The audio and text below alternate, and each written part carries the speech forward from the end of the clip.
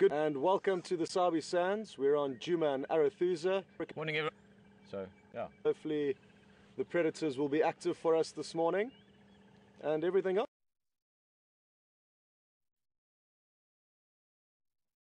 else, I'm sure. We'll be happy to be enjoying this cool weather and good conditions, not a breath in the air.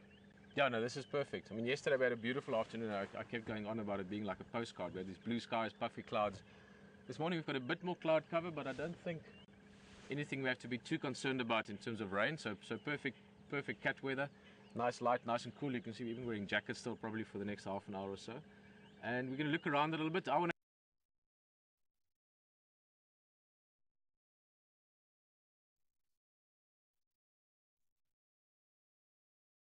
to go to the west a bit later on. I think quickly I'll just zip past the lions. I'm sure you're going to go see those cats as well. Yeah. And yeah, maybe find a leopard or two, who knows. Hopefully. Yeah. Hopefully. I'm craving a leopard. So that is high up on my list of things to do this morning. Perfect, guys. Just in case maybe this is your first drive with us here in South Africa, your first Safari Live experience, keep in mind you can talk to us as well. You can ask questions either by emailing to questions@WildEarth or tweeting at #SafariLive. And that just makes for nice conversation. If you are just driving around, we're looking for a few things, maybe you're curious about something we're seeing, you know, Scott and myself, send us a question through and we can chat to you and just say hello as well. It's nice to know where people are from on the drive. Sounds good. Perfect. I'm ready to go, Let's Pete. go look around, have fun. We'll probably see each other out there somewhere. I'm sure we will. Yeah. Good luck, have fun. VM, Oh, and see you later. Jason on camera, VM on camera, Will Fox back in control. Okay, see you later. All right. Yeah, this light that's just come through is amazing. You get this beautiful filtered light after rain or after clouds, and we've got nice dark sort of northern horizon, north and northeast. We'll get rolling. Oh, I love that sun flare you're getting. So a spectacular afternoon, spectacular morning really. Afternoon or evening for some of you perhaps.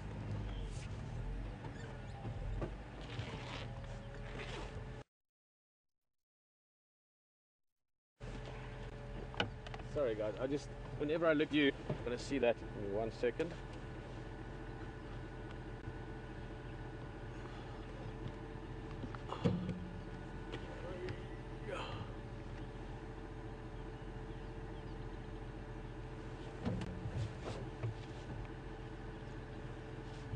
There we go.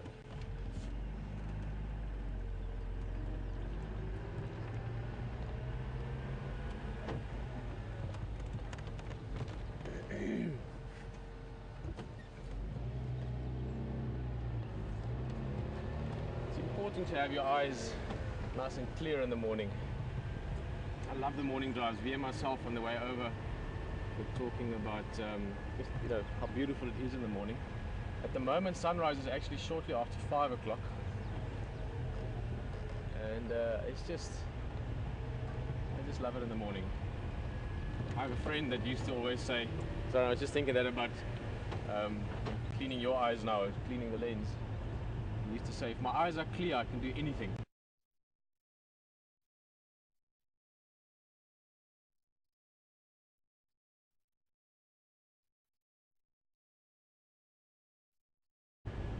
And clear eyes in the morning are very worthwhile. That was Roy Johnson that always said that.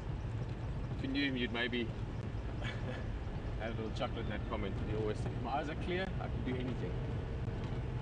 We've got clear eyes this morning, beautiful skies, beautiful morning to look around for, and looking a bit sort of spots we haven't really been much the last couple of days. There's been so much activity. Hey, that's my ear. They have spoken earpiece in.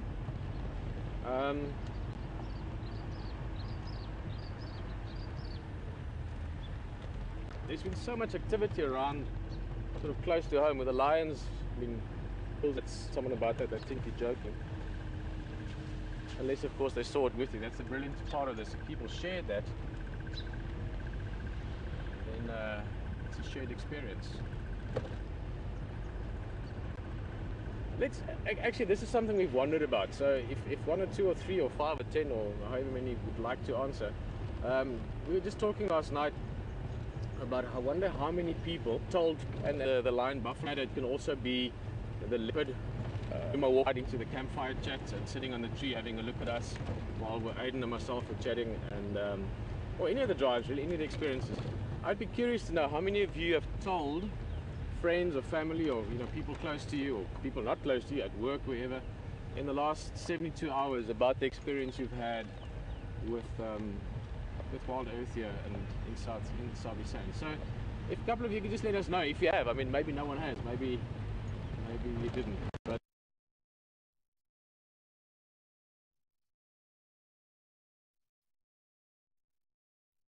it'd be fun to know if some of you, or how many of you, told friends about it and said, listen, you must check this out because it's quite fun. You want to let us know, again, hashtag Safari Live. Tweeting seems to be quite the easy way to go. Or questions at WildEarthTV if you want to email. I'm going to quickly switch. Just caught in the open, and they were just lazing around, feeling of heading out as a team. They were all 5 of them. They were very much in sort of, we call it combat formation. They were really much like a crack unit, working as a team, walking along and so on. So I'm quite curious to see if they're back this morning.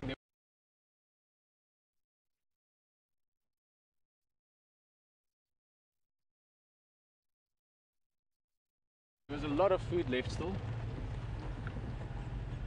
Now typically they would stay on that food for another few days, but at the same time we've certainly seen that these guys don't have any problems with hunting. There's their tracks. Didn't see it on quarantine. Excuse me. Yeah, the tracks coming down. So they did come down the road here.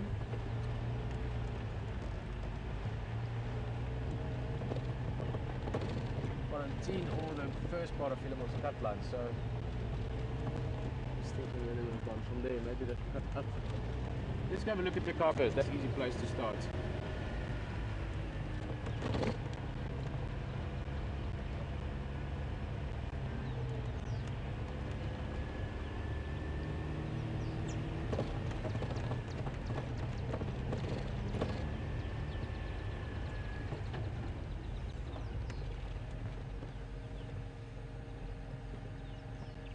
There in that area. I'm just going to not go forward, because that's the beautiful thing about tracking, is it works best early morning, late afternoon, because you've still got the shadows, you've still got the contrast. Once the sun gets up a bit high, it gets trickier. But those lions are walking in our direction, so the opposite way from what we're driving at the moment. And then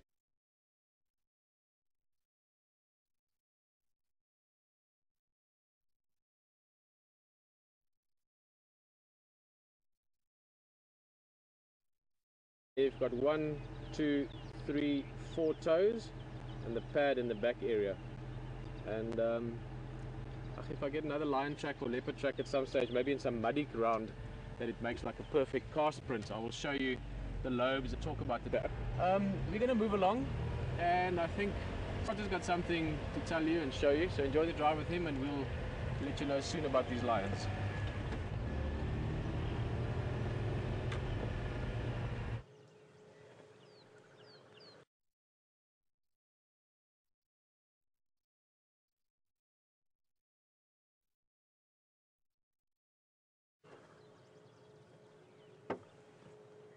Welcome back, folks. What a beautiful sight we have here. Big male giraffe that we've actually seen before. Really is looking good in this morning sunshine. You'll notice his step is not very fluid. He does have quite a considerable limp. If we try and have a closer look at his back right knee, we can actually see some scars that were potentially from a lion attack. There we go, good work, Jason. You can see those scars there, so I mean that doesn't look too bad. Those look just like flesh wounds, but that potentially had some influence on the limp that he's carrying now.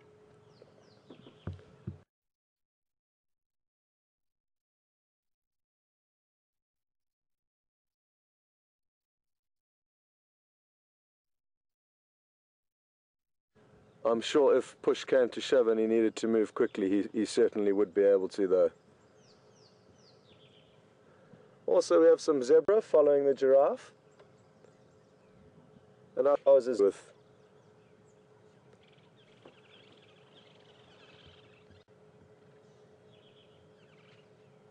The sunlight this morning really is beautiful.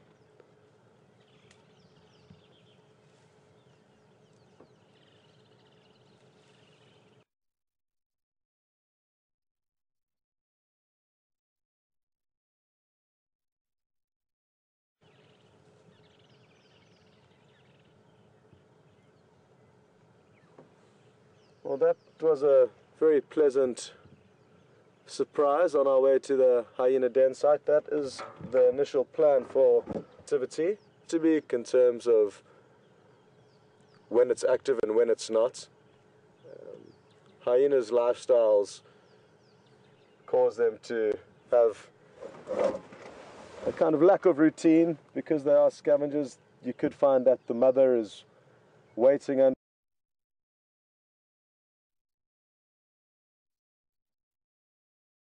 a tree next to a leopard, or standing by next to potentially the lion kill, waiting for any scraps. So hard to tell when she will be back at the den, but hopefully the youngster will be there. There is only one way to find out, and that's by going and having a look, so we shall continue.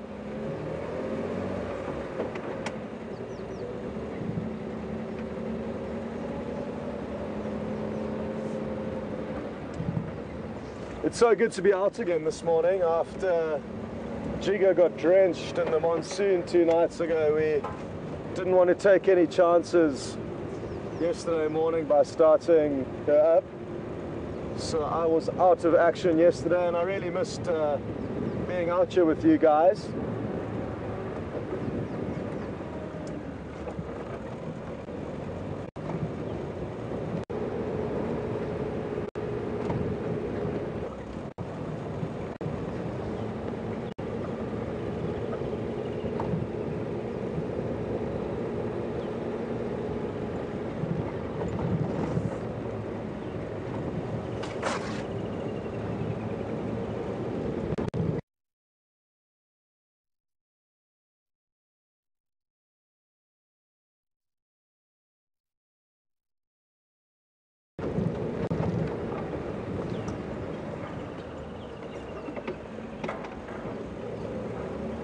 On the way back to the camp last night, Hayden and Will managed to spot an African rock python, which I'm highly jealous about.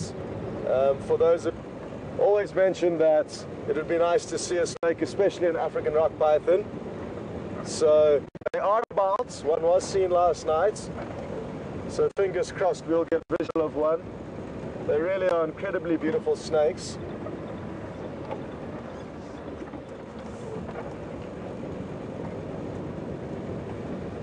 And the nice thing about them is that even if they are tiny, they're beautiful, and if they're 6 meters, then they're still beautiful but really impressive, because 6 meters of snake is a spectacle to behold.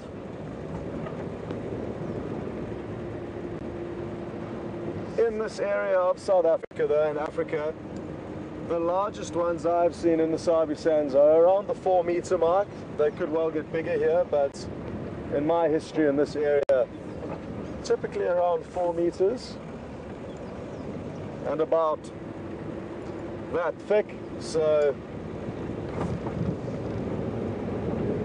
a considerable chunk of snake.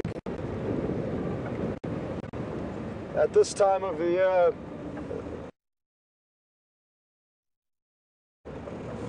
it's not uncommon to find them with a young impala kill.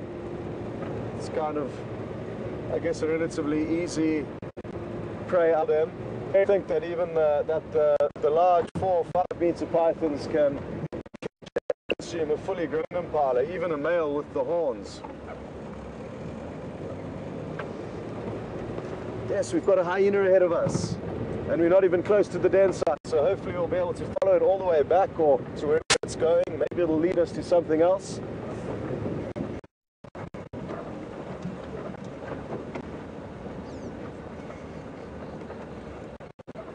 There it goes.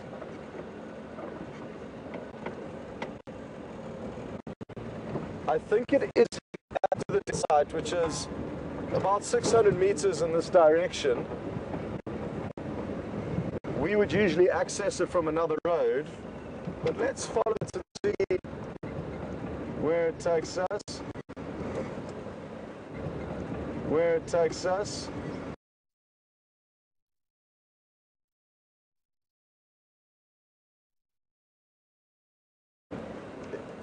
It is heading back to the den site, so let's try and get there at the same time that it arrives. Wouldn't that be nice? Sorry, Jason. Oh, I think it will beat us back there. That looked like a youngster. I'm not sure if it's the usual youngster that we see at the den sites. It is getting to an age, I think, that it would start to venture out from the den in little steps until finally it will be following the rest of the clan out on their missions.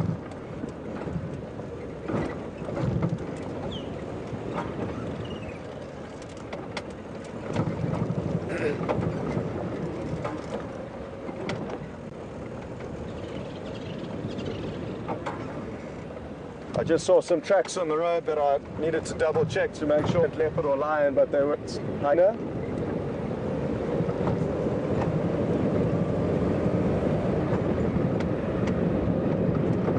What a beautiful view we have. Oh, missed the turn off. But look at that.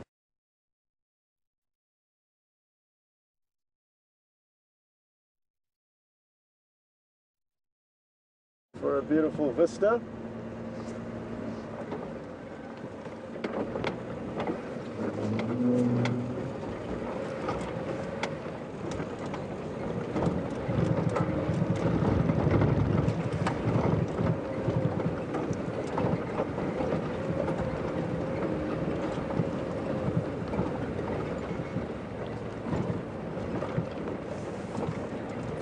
Even though lion and hyena are kind of regarded as eternal enemies, I'm sure the hyena in this area are enjoying the fact that the Birmingham boys provided a lot of extra leftover hyena over the past few days, the 3 buffalo kills that they've made.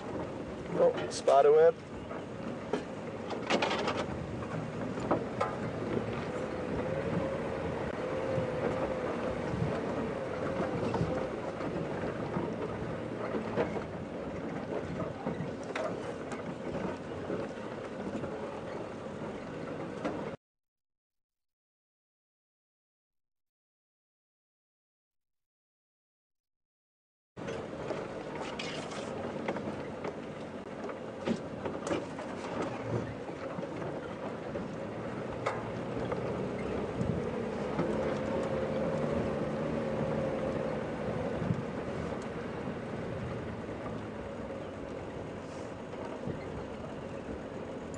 Coming, the hyena's on the way.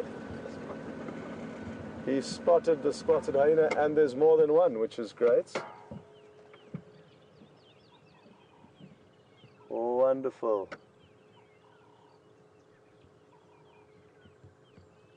So the mother and the youngster are on their way back. And haven't we just lucked out with the timing?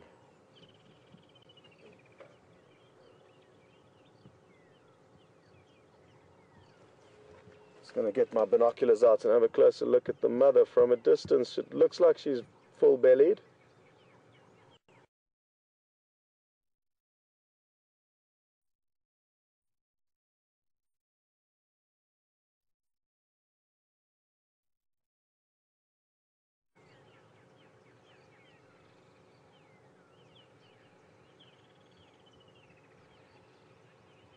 Of full with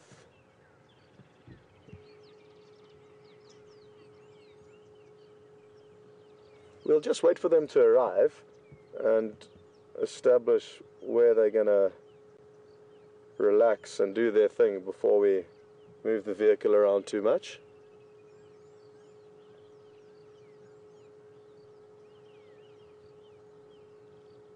This youngster's not taking any chances. You could see it was listening intently, making sure it was safe.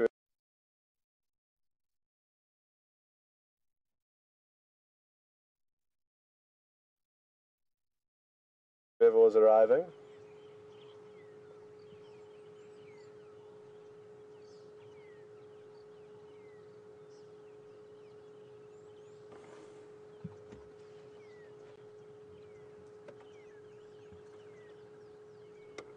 Okay. Just reposition quickly.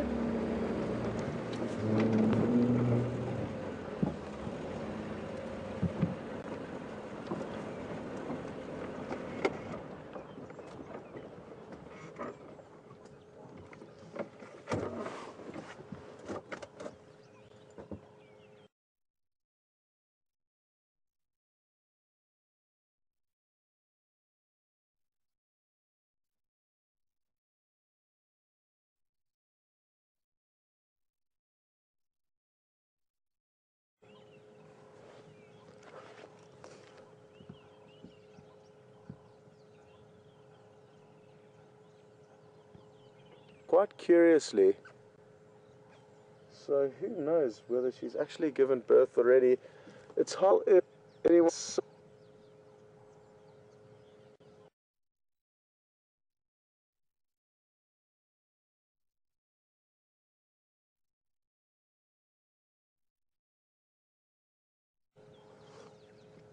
But her nipples do show that she potentially has already been suckled. It's very difficult for me to say whether she has given birth already, but that her behavior kind of leads me to think that potentially she has.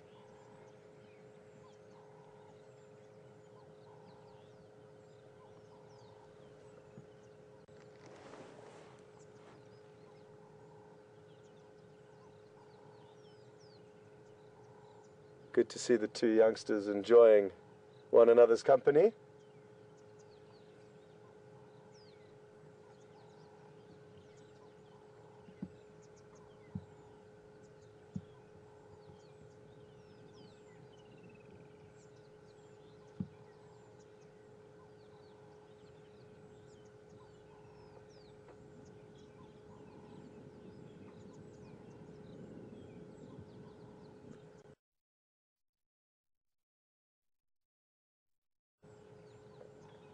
A great comparison to have individuals of three different sizes like, because you can really see how their coat does change as they do become older. They start off as pitch black, tiny little fur balls. Slowly as on, the black fades to spots, and even then, as time goes on further, the spots fade out to a browner color. As we can see with the mother here, the spots are a lot less prominent or dark relative to the young cubs.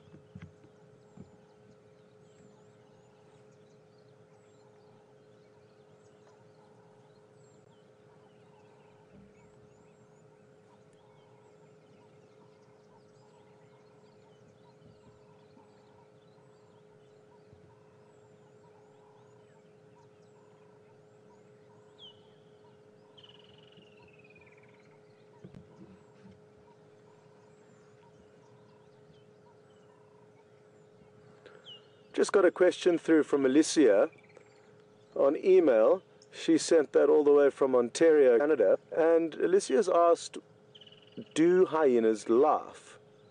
And the short answer to that is yes.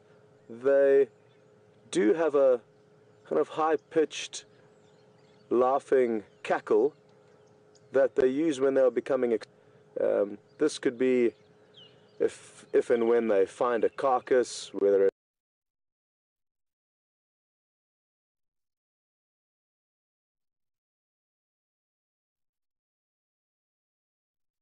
be with a leopard up a tree or interacting with lions and wild dog. It's a vocalization that they make typically when they are very excited, and they also use it to kind of overpower or enemies that you're together, and you do get clans that big in certain parts of Africa. all cackling and laughing, and it's quite a hysterical noise that could overpower or scare off any predators from their kills. So the answer is yes, and they are sometimes even termed or called laughing hyena, but more commonly known as the spotted hyena. But that is a good question, Alicia. And I could wish for nothing more than for them to do this laughing cackle. I haven't heard it for a while, and it is typically used, like I say, in times of high excitement, which typically means good action for us, the viewers. We'll hold thumbs, Alicia, because if we do get to hear that, I would really be happy. Thank you very much for that.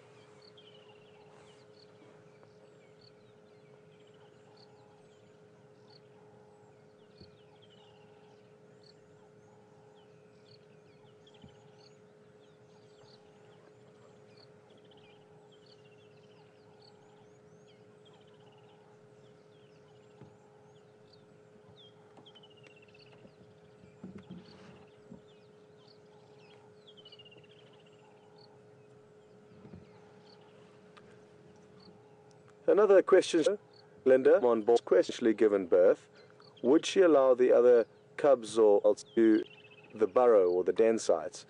In my history, I have noticed that they do share the den sites with the different ages, but the youngest one that we have seen this morning would probably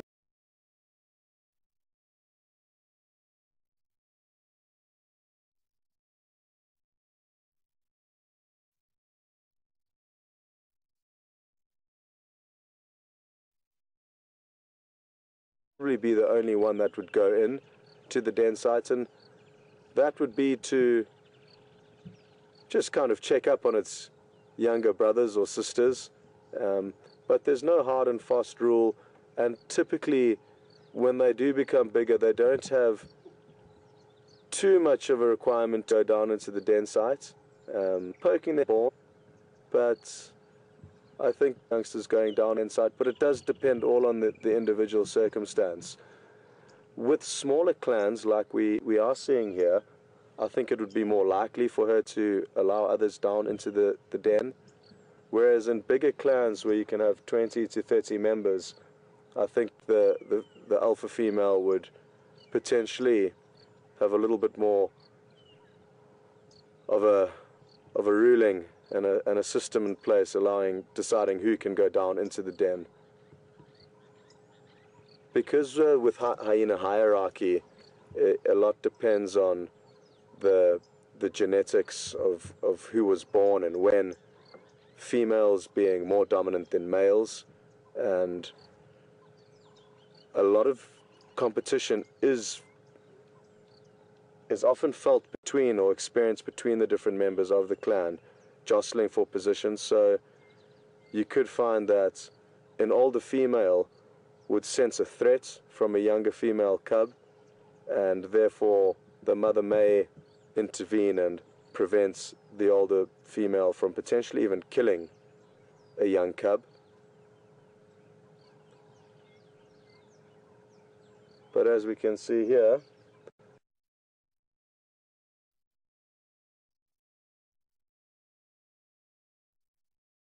it's a happy camp. Everyone's playful.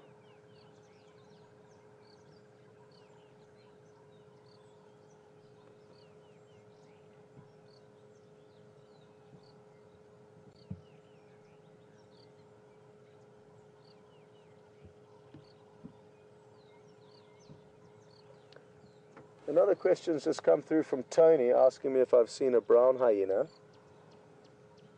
And I'll just continue with that shortly. He's coming so close to us. Wow, look at this, folks. So inquisitive. And they've got such a powerful sense of smell. Everything we've driven over on our way here, which obviously is of no interest to us, may provide some kind of interest to them.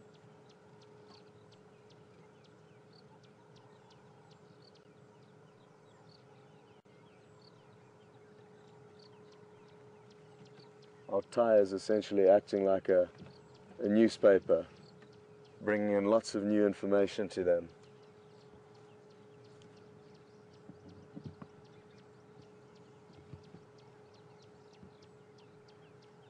And a lot of people ask why the animals have no kind of reaction to the vehicle when we start it up, or why have they become so accustomed to us. And this is a good example as to why. This little cub that we can see here, from when it was even younger than this, was slowly getting exposed to vehicles, learning that we don't pose any threat to them. We never feed them, so they don't associate us with food. So we just fit into a kind of neutral slot in the ecosystem, which is very rare. Out here in the wild, typically either animals are enemy or prey.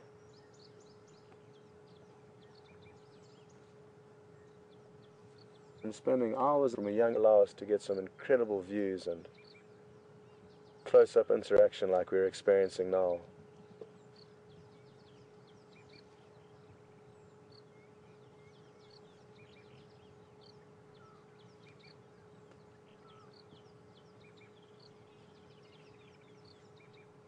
Wouldn't it be wonderful to know what's going through this little guy's head?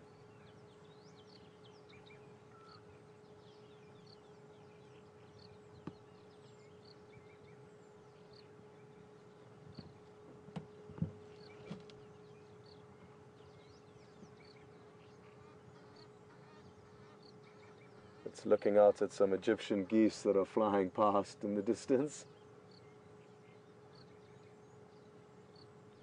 Sorry to your question about the brown hyena. Yes, I have seen brown hyena, not very many in my life. You don't get them in this. I've spent them in Korea, in the Sabi Sand, South Africa. But no, you sadly do not get brown hyena here. And I actually cannot remember when last I did see one. I think it was in the Karoo, which is kind of semi-desert area in South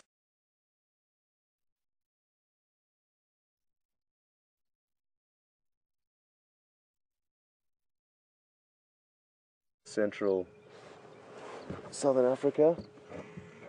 I'm just going to reposition the vehicle, potentially because two young about behind us.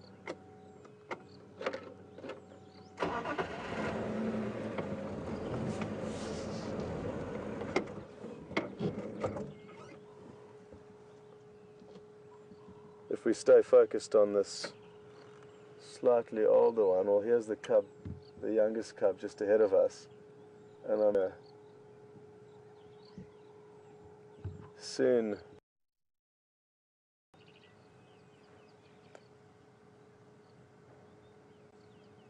one or two notches in its ear, but still relatively unscathed. Now, she's got a lot more character and expression on her face due to the scars and notches in her ears from countless interactions with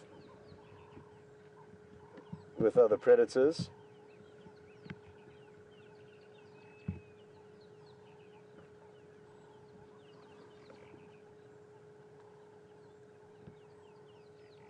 Looks like she had a rough night out, and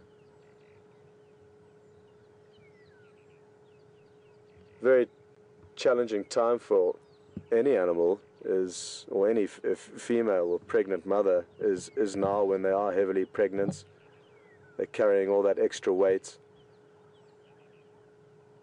and responsibility. So she deserves some downtime, which she certainly is getting right now. Let's see how long it takes before the youngster decides to bother her and interfere. Oh, here, another hyena. This one's showing quite a lot of excitement. Let's see what happens here. Wonderful.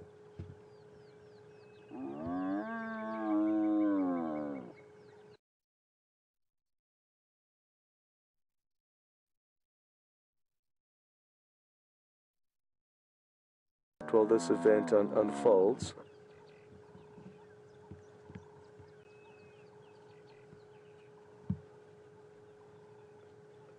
They present their anal gland, which, similar to dogs, they use for telling one another's mood or social status. And we heard a little bit of their vocalization and audio there, which was really wonderful. There's another hyena coming into the frame as well. So things are heating up here.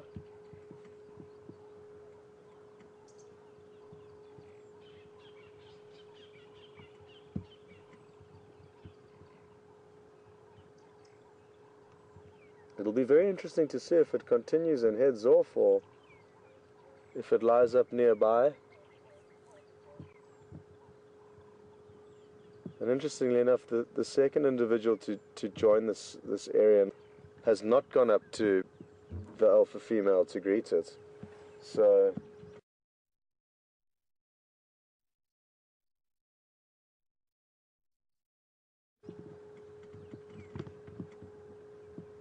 oh, this one's got a little wound on its flank, on its left flank.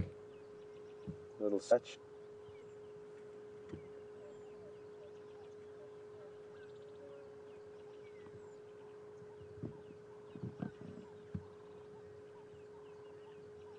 Oh.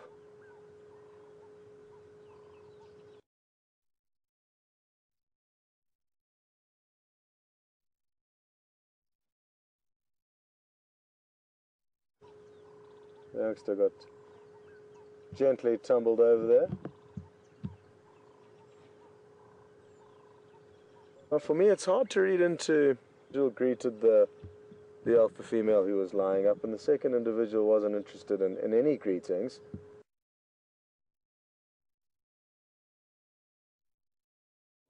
And they do appear to have continued on their way, so whether they're part of the same clan, but due to states of pregnancy, they've moved off or aren't kind of tolerated at the den now, or whether they're from a different clan but accept one another's presence, I'm not too sure.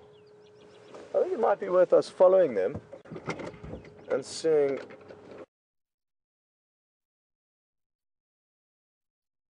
what exactly happens, and that way we'll get a better idea of what exactly is going on with them.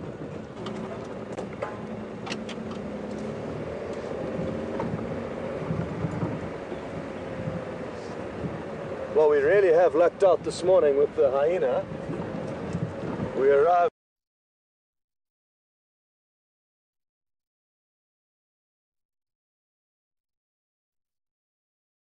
before any of them, and subsequently 5 have come along to entertain us. They are vocalizing, folks, and I'd love you to hear that. I'm just going to stop so we can try and get the audio.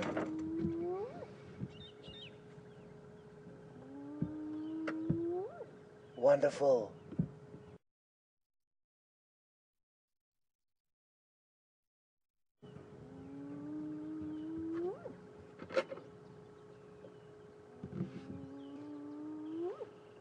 Okay, not what it sounds. I'm going to try and get us a little bit closer so that we can not only hear it better, but also see them vocalizing. It's a very interesting call to witness. They lower their heads and to quite a strange stance or position when they vocalize. Come on, one more time. One more time for us, please.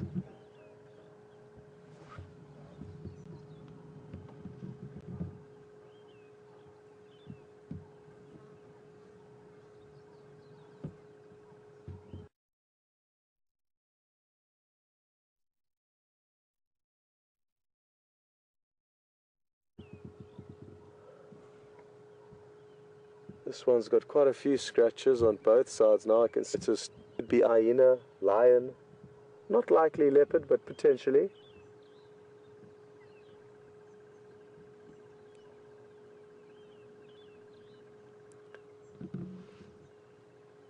Yes.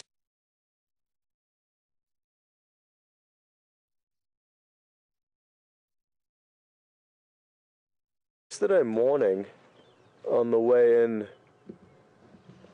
we noticed on the way into to work, to this King Par from here, but they did head off in probably the last of them past went. So I did kind of hazard a guess that they could be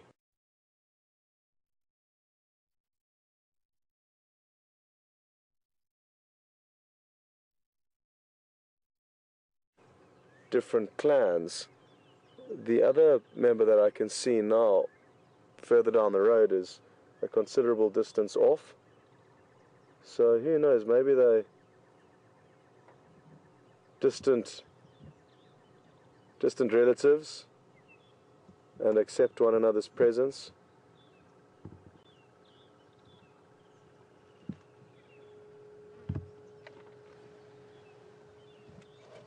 Really so happy to have heard that audio earlier.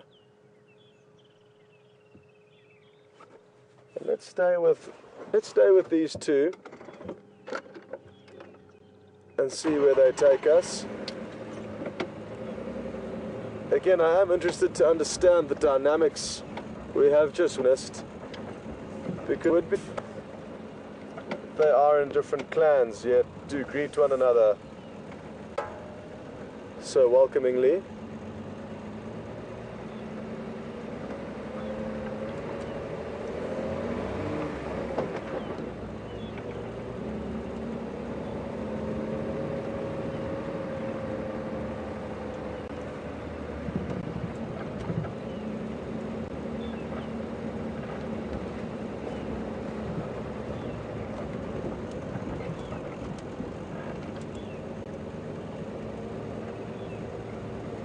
It'll be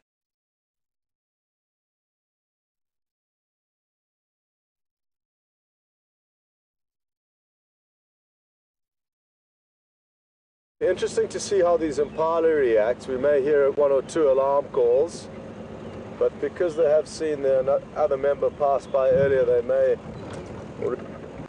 For most of your prey animals, once they know of a threat, the risk to them becomes considerably greater. All predators rely on the elements of surprise and ambush in order to catch their prey.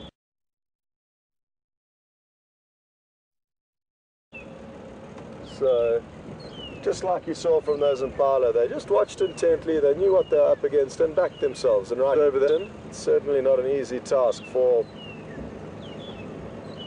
any predator to take them down.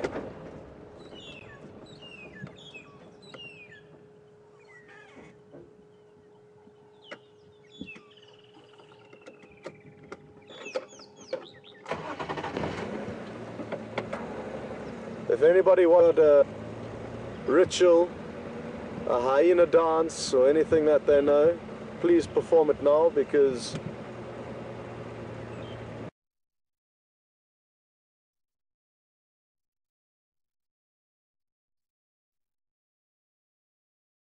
we really would love to see them vocalize again.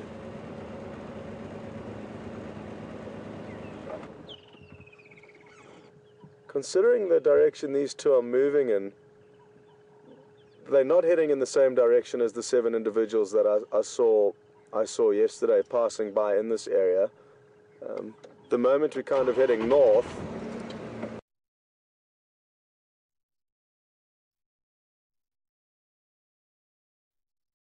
and the clan that I saw the other morning headed in a more westerly direction. They could just be taking.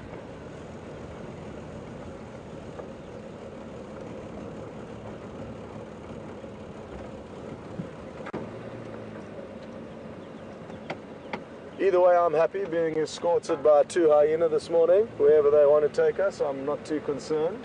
Just nice to be with them.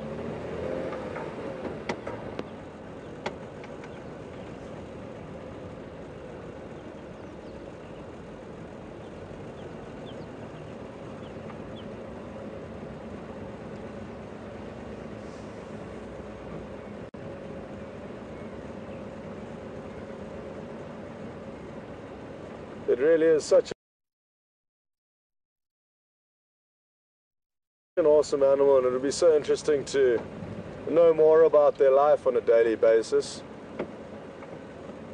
They live a life of a lot of excitement and encounters with some of the animals that we spend our time hunting down to show you guys, lion and leopard. These guys often have the same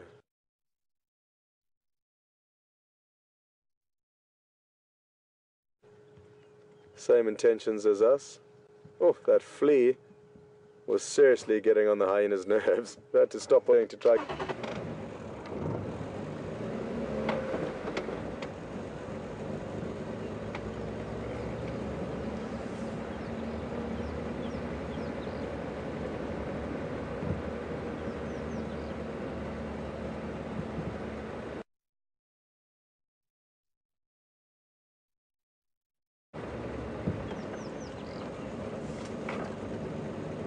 Such an effortless running style that they have, and in order to be able to find potential food sources. And got a question the other day actually regarding this. Their back legs are shorter than their front legs, and this is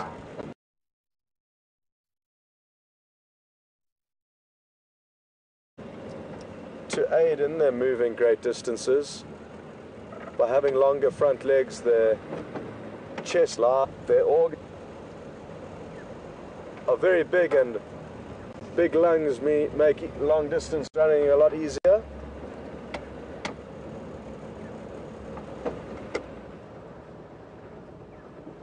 Look at them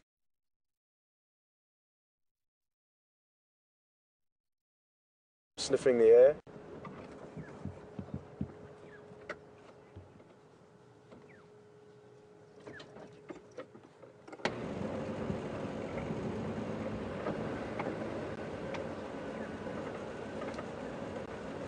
It's not uncommon when following tracks of a leopard or lion that closely behind you have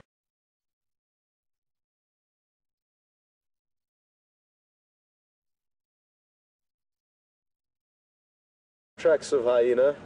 So a very useful animal for us to follow because their senses are far greater than ours. It's going to be difficult because it is very thick, but who knows, there could be something interesting not far from where we are.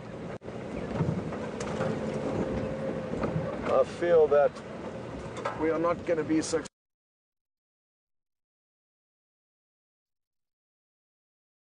successful, just to warn you, but certainly worth a try. We will just keep heading in the general. I can see the path that they are following, so that will help us.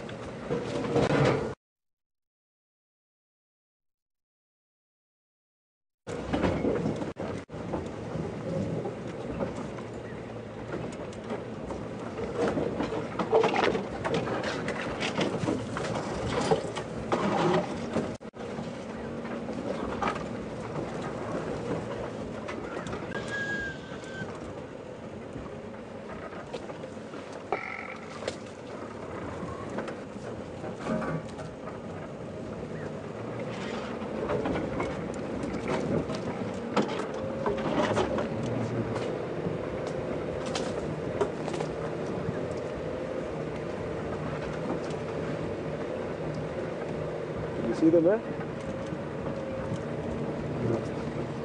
Jason spotted them, so he's helping guide me in the right direction. When we're back on this path that they seem to be following,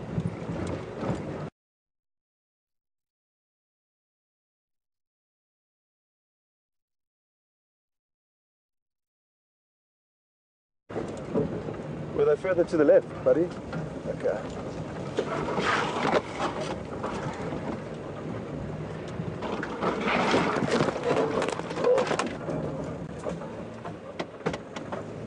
Nearly got pulled out the vehicle by that little thorn bush. Left a few holes in my jacket for memories.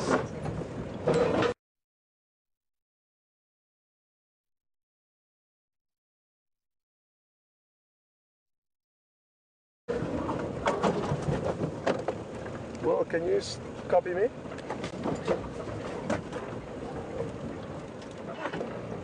Copy, I was just testing him. We still have comms.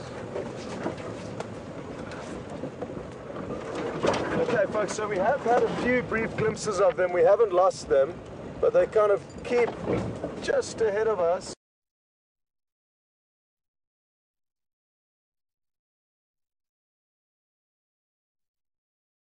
It's out of shot. I really am excited to see where they could be taking us. If it's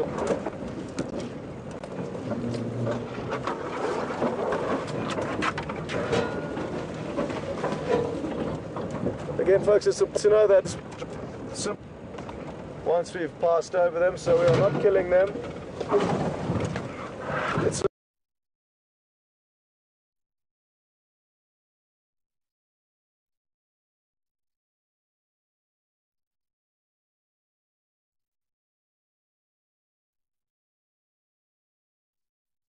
important to know the different trees when you are driving off-road, because some of them, if you drive over, will guaranteed give you a puncture. So we do know what we asked, and once we show which we...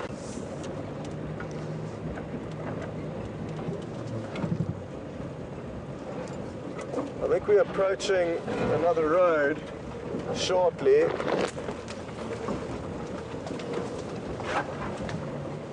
Which means they're potentially just taking a shortcut.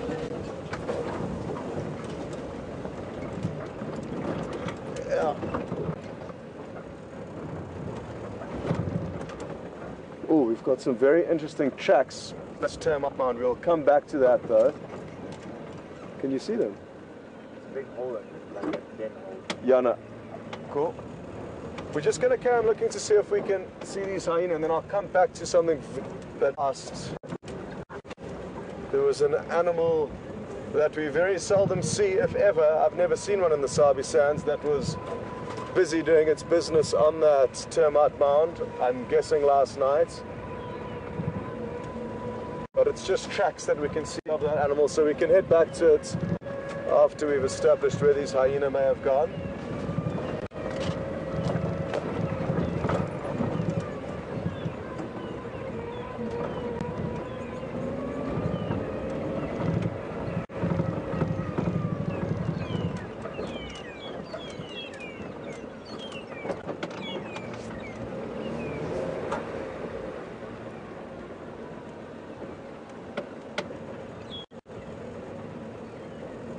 Okay, well, judging from this road, there are no tracks of the hyena that we can see here, which sadly means I think that is that for now in terms of the hyena.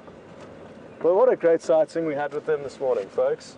To be waiting at the den site as they arrive back with the mother and the two small siblings playing around, the mother relaxing, rightfully so. I'm sure she had a busy night out, or at least it looked like she did. And then to have those other two individuals come past, one of which greeted the mother, one of which didn't, and then head off.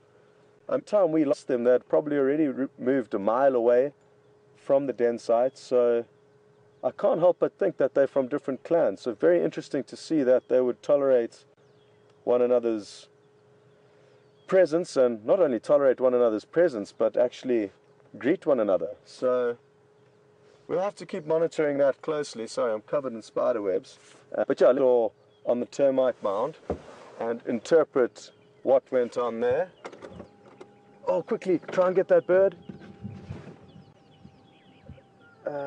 That is the black-bellied bustard doing its parachuting mating display. Awesome. So, not its typical mating display. I actually take my words back there. I got a bit excited. I hadn't seen one doing that for a long time, but they do that.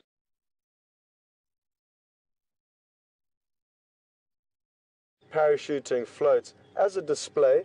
Their mating display is a lot more intense in that they shoot straight up vertically tumble sky just before parachuting for a short landing. But that is the bird that does the funny, the champagne bottle. Some of you that have been watching it, following us more closely, would have seen that in the last few weeks, and we'll be sure to see it again. The breeding season for these birds is kind of beginning to heighten as the weeks roll on.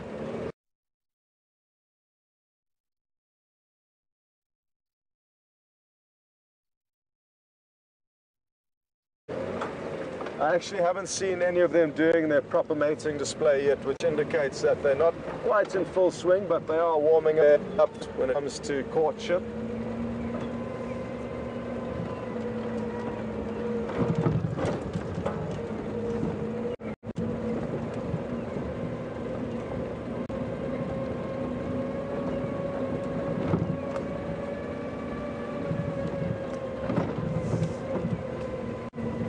So I think what we are going to do is I'm going to leave it up to you guys, the viewers, to take a few guesses as to what animal was active on the termite mound that we are about to go back to.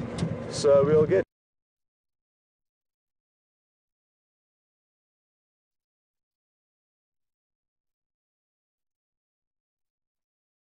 Jason to zoom into the tracks or signs left by that animal and give you a few minutes to put this.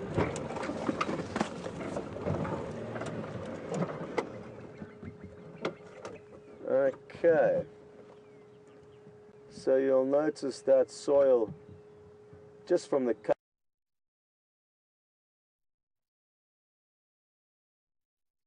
color, it's very different to that of the rest of the termite mound, and also indicates that it is quite fresh, a fresh digging. I'll wait a few moments for your guesses to come through. Jason will just let me know when they do, because I want to take my earpiece off so that I can have a closer look, because potentially you can actually distinguish between male and female of this species by looking at the tracks left after they've excavated.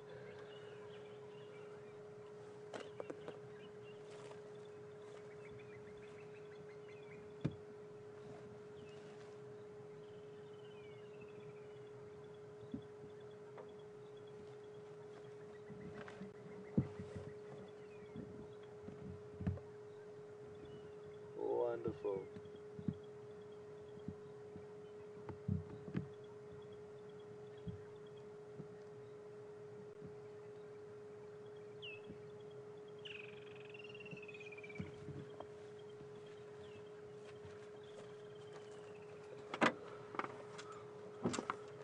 Well, in this case, I can't actually...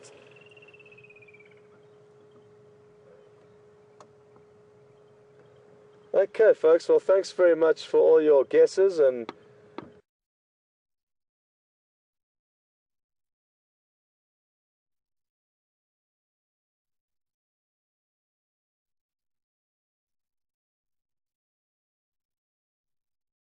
some of you were right, some of you weren't far off.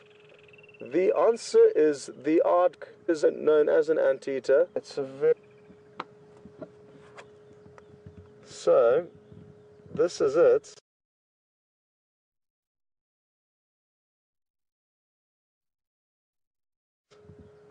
And like I said, we very seldom view them in area to come up anywhere from 9 o'clock until 3 o'clock in the morning or 4 o'clock in the morning, the hours at which none of us are really out in general, hence us never seeing them. They feed on ants and termites specifically, and that's exactly what this individual would have been doing behind us. It would have excavated, and I think it realized after a while that potentially that excavation that it was making wasn't producing any results for it. That's why it didn't continue to excavate. And the way that I mentioned, you could distinguish between male and female. the male often leaves a depression from its genitalia resting on the sand. So just an interesting little thing that you can actually tell male or female.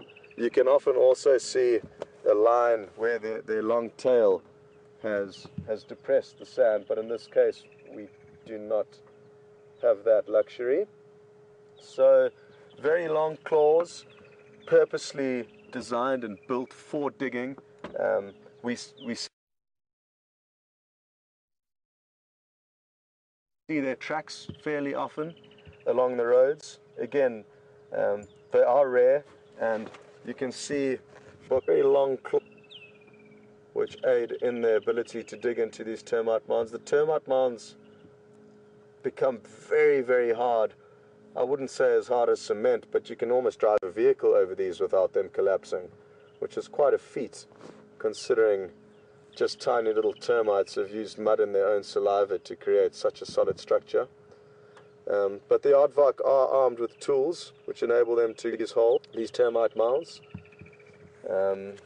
Sadly, the last one I heard of being seen in the Sabi Sands was actually up a tree that had been killed by a leopard.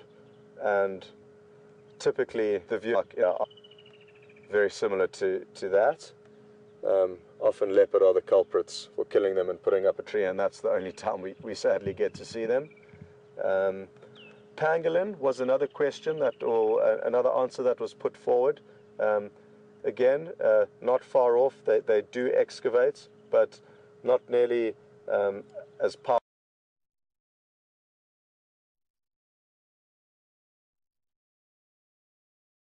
powerful and or as large as the aardvark, so not as effective. Let me show you guys a picture of a pangolin quickly while we're on these more rare species that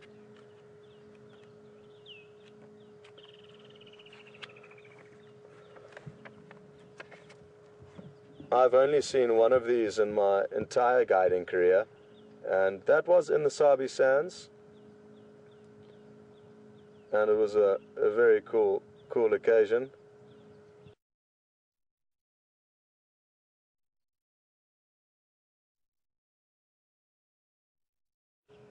So feed on also ants and termites, but they've got a long thin tongue that allows them, also similar to I guess they also have a very long, down the little tunnels that the termites have made once they've excavated enough.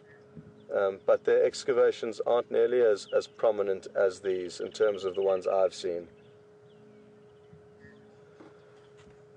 This a leopard will not be able to kill. I've seen footage of lion and leopard kind of playing soccer, you could say, with these pangolins that roll up into a tight ball arming that protects them from any predators. So a very unique design and impenetrable design that allows them to not have to worry about too much out here. Cool, folks. Well done to all of you who answered aardvark, or anteater, that was the correct animal. And maybe we need to get you guys a job out here tracking for us, helping us find these elusive animals. Okay, sure.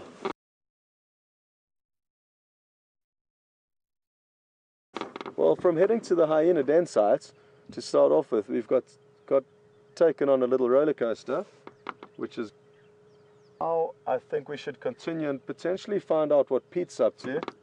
It's already been an hour, and I'm sure he's got some.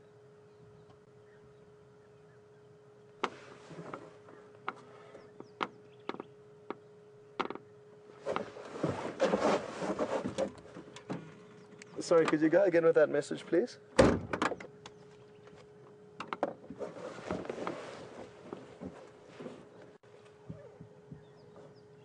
Okay.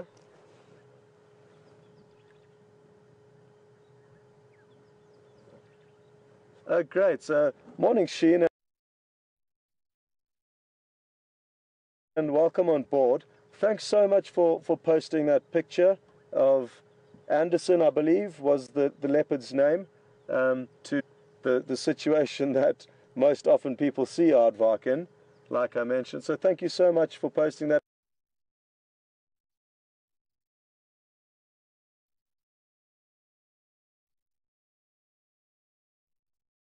I'm very interested to know, Sheen, did you take that safari and understanding of what goes on late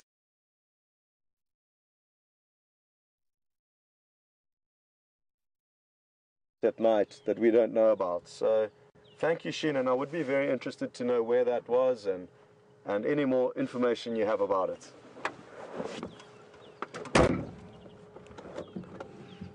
Okay.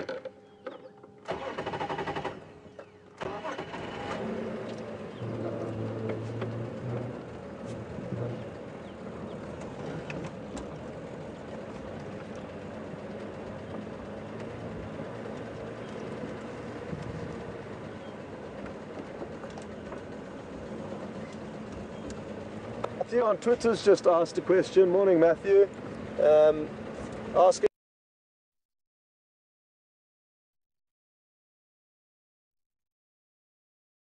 if there's any aardwolf around.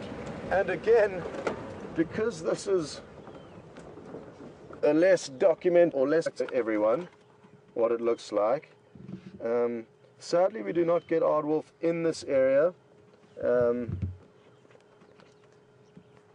It looks very much like a hyena,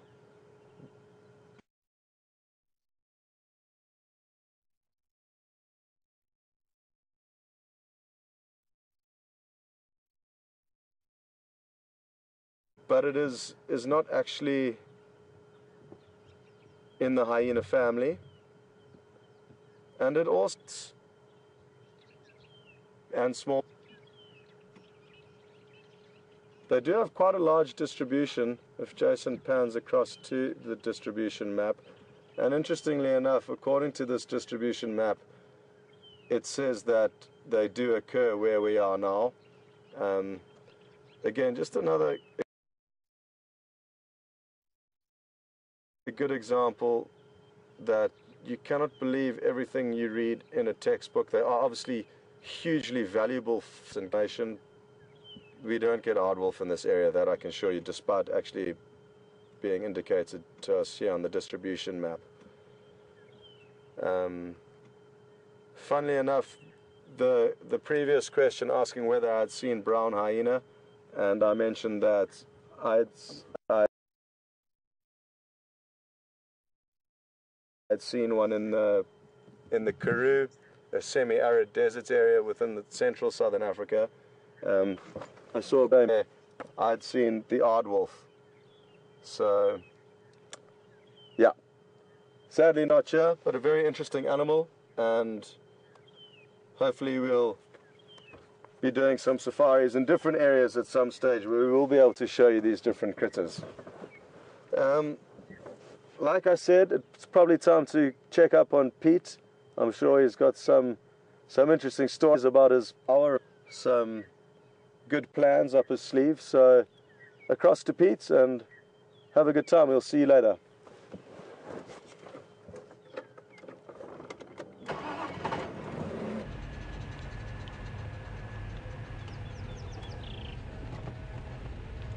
Well, welcome back this side, and lovely time with Scott. It's fantastic to hear about those hyenas.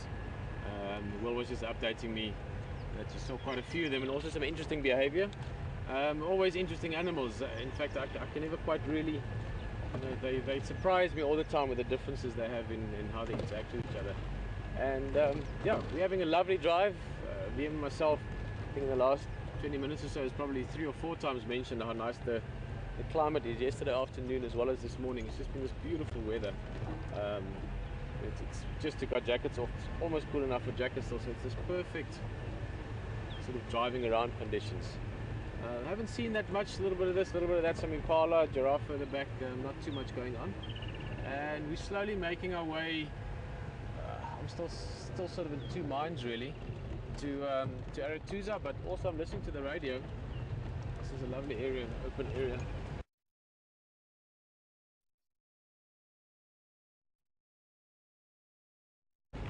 The guys are following up on those lines from last night. They haven't found them, but tracks rough riders from them, but no signs there yet. But I'm keeping my ear on that, and I'm thinking of maybe going into that area to go help look.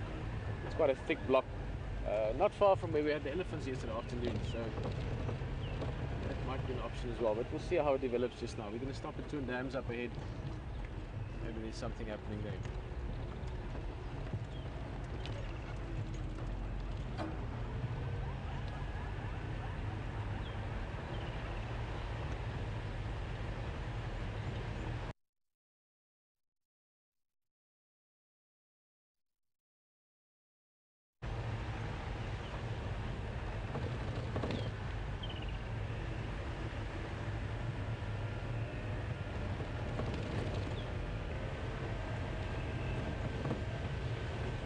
Another thing that you saw with Scott was the aardvark digging, and I presume you could see the tail mark and the sand and things like that. Again, because it's rained so nicely, it's nice and wet, and there's lots of termite activity, so it's perfect conditions for them. We actually did exactly the same while we were driving. I showed VM.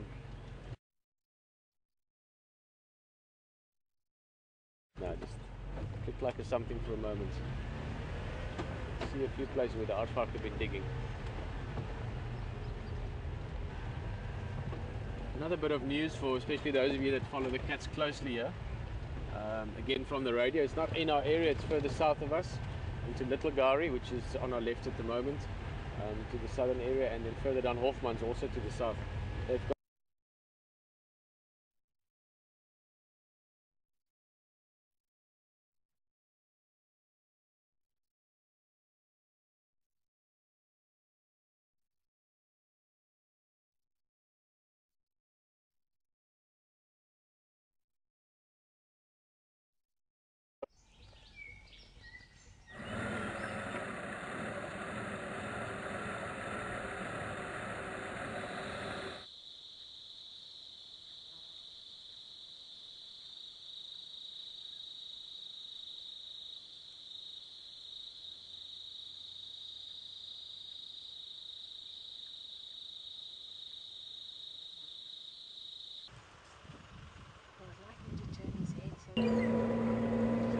Welcome back, folks.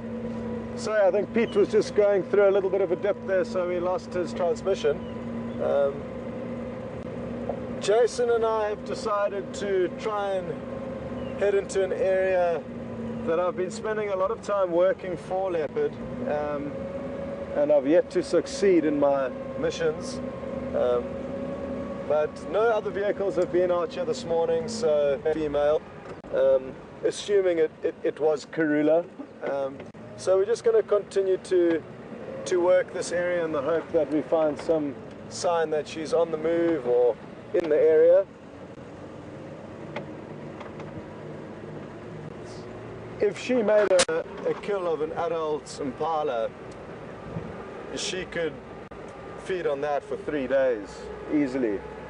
So it's kind of potentially, I think this is the 4th day after I last saw her tracks.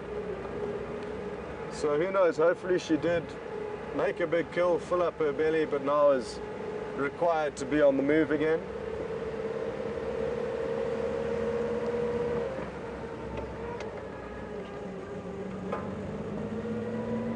Having said that though, the likelihood of her killing an adult impala at this time of the year would be least likely than any other time of the year, simply because there are so many young calves around which do provide a much easier meal. So you typically find that most of your kills at this time of the year are young impala, but that's not to say that she couldn't kill an adult.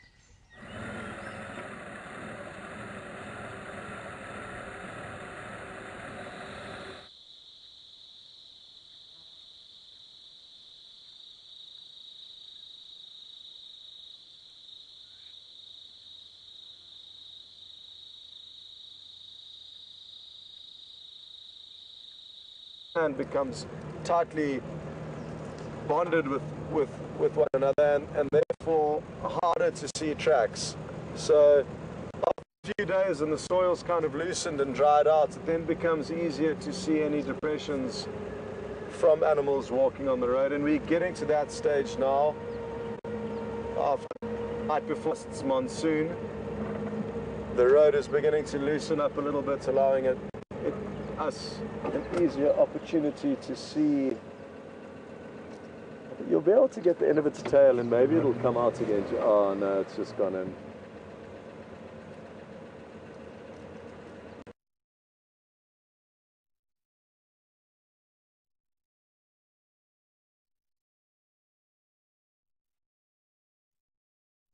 We just saw a lizard called the giant plated terp. It was living.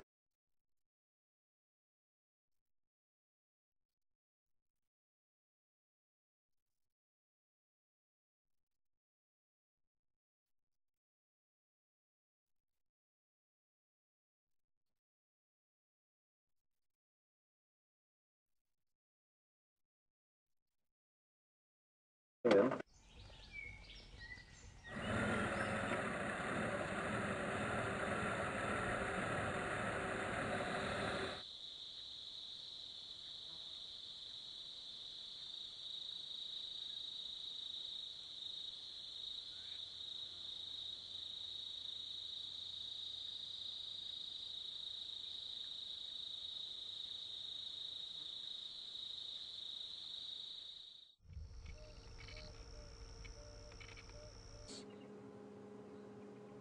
So without these termites, not only would we have a lot of unprocessed dead plant matter, which will not get recycled into the nutrient cycle, but we would have a lot of homeless animals wandering the dusty dirt roads of Djuma.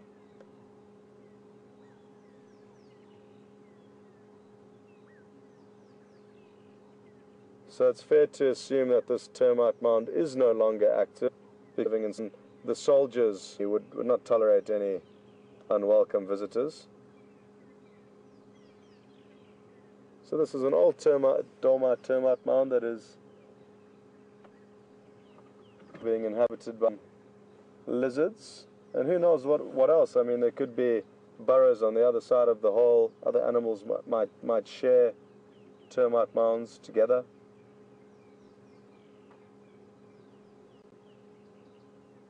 We'll give it another minute or two, because it would be cool to see this lizard. You don't see them very often. And I'm pretty sure the warmth given off by these UV rays, not that there's many right now,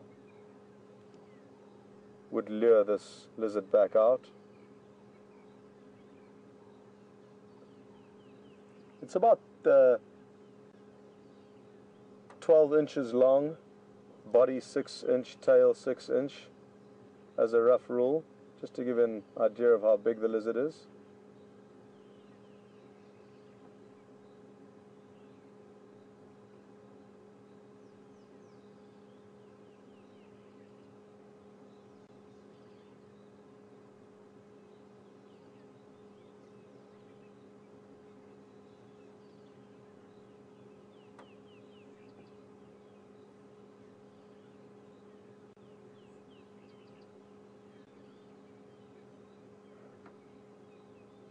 This is always a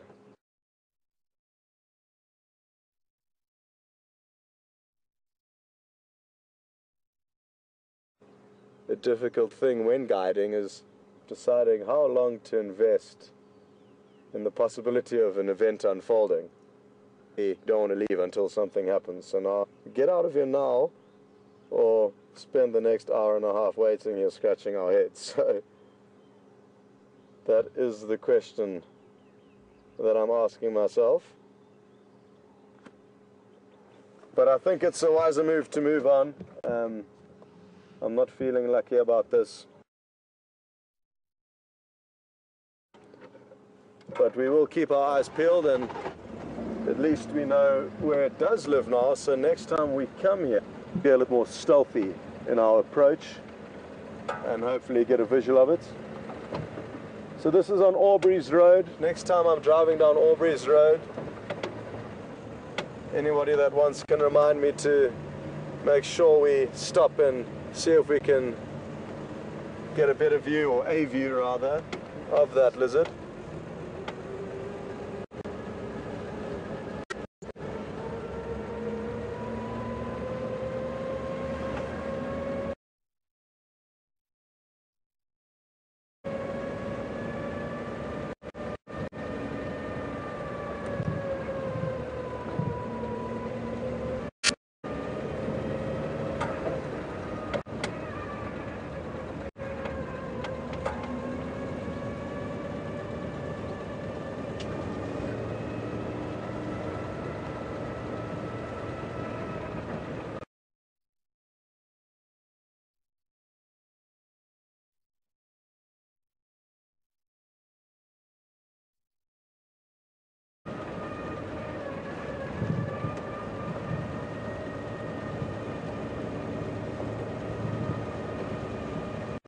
Enjoying this cooler weather we've been experiencing over the last few days,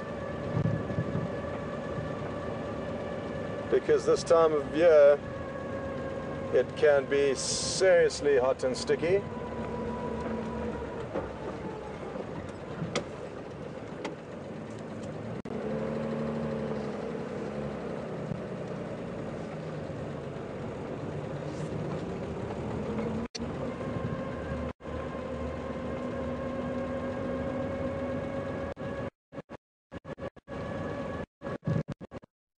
I've just got word that I found, and we why don't you go back and catch up with you guys.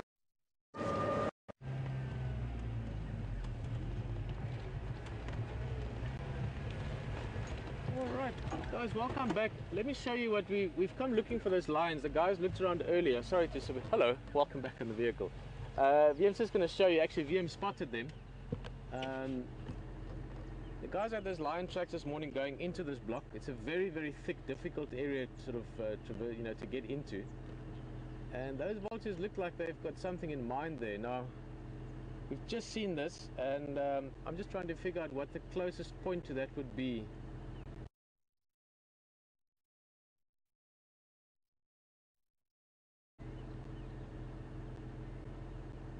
Because they're literally about in the middle of this block, and it's quite a big block. So if I go further in here, it just gets thicker. Guys, we're going to go cross country because I've got a very good feeling. And this is from Sean and Cedric, two guys from Arathusa Lodge. They picked up the tracks this morning. You remember we saw them as well on the drive. And they went into this block, and they've got the benefit, they're working in teams with their tracker. So they're two guys, and also they can leave their guests in the vehicle for a bit. So they did a bit of walking around, but they didn't actually find anything. So stick with us. It's going to be slightly tricky terrain. It's some thick bush, but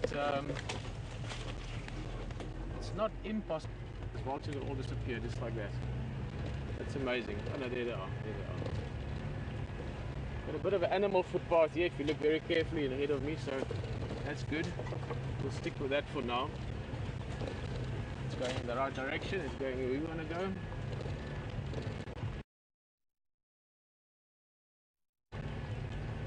It would be amazing. Just imagine that.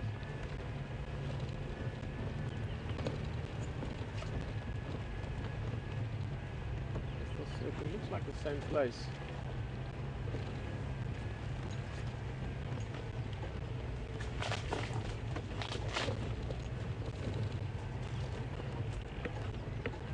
Sometimes you also catch them and they're just busy sort of riding the thermals, you know, catching a bit of an updraft. But this specific area that we're in now, it's not up against like a steep side where you can get good thermals. I don't think they're circling there for the sake of lift.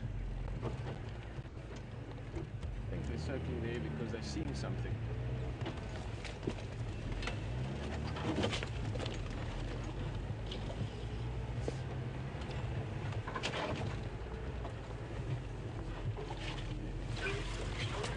That's got thorns on it.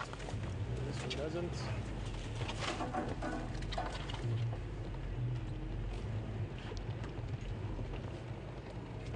try and keep an eye on them. But they are one of your best allies when it comes to finding lions. I mean, with leopard, it's more finding either squirrel,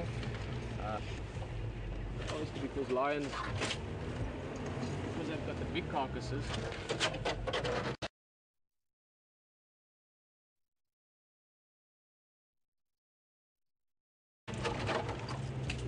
and because they stay 2 days, 3 days, 4 days sometimes in a carcass, you can look for those guys. Let's just show again, there's the vultures still. We're getting closer. We're about, I'd like to say halfway, but almost halfway to where they are. But you can see nice and low now, just above the tree line.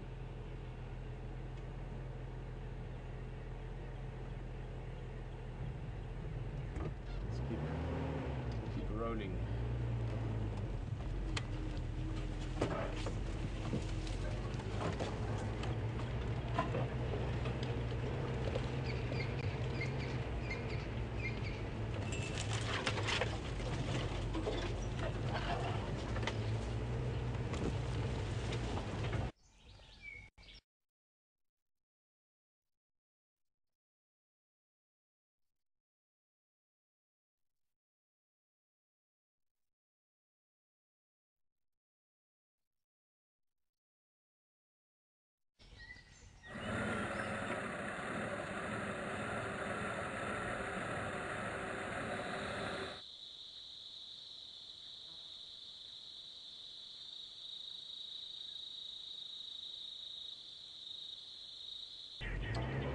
See, it looks pretty steady.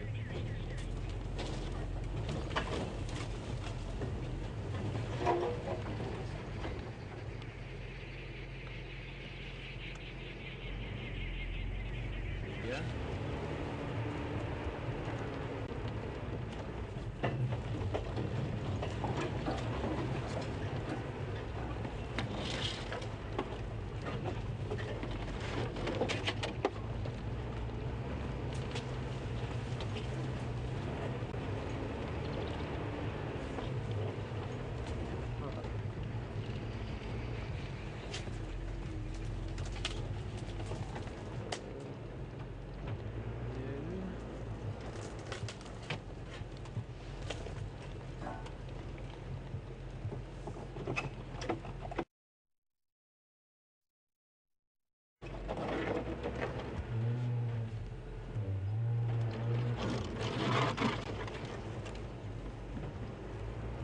You just check at the back there for me, please? Yeah, fine.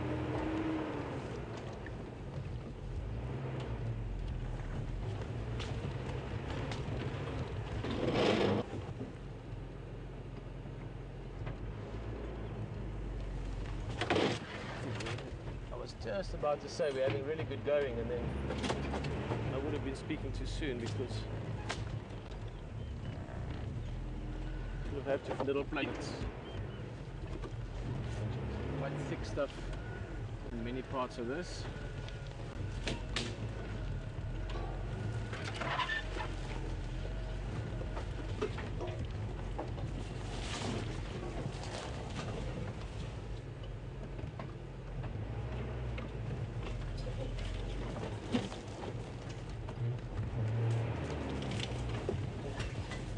Find our way around this, and then I think we can keep going again.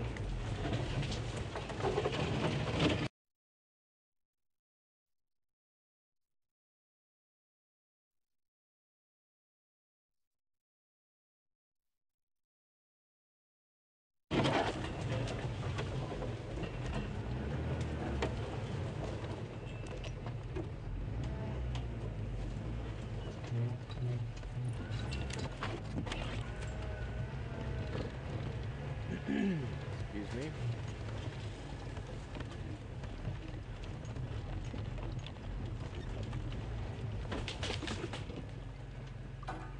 Hey, man.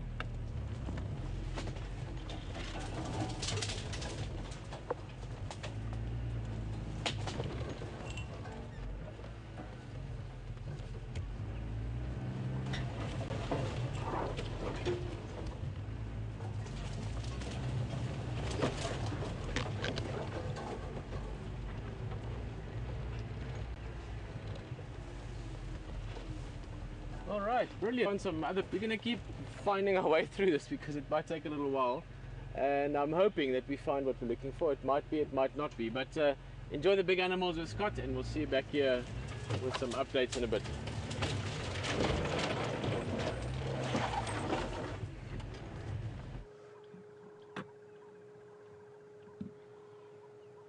Folks, welcome back. We really are having a wandering here on Djuma.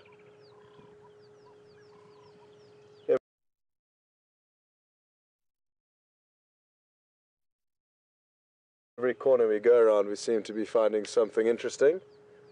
And here we have a bull elephant. It seems to one.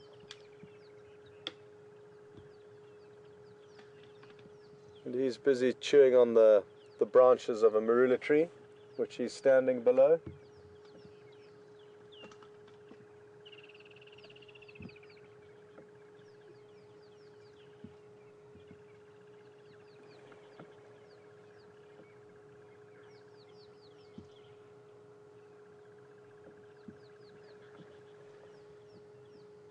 They can be such peaceful animals.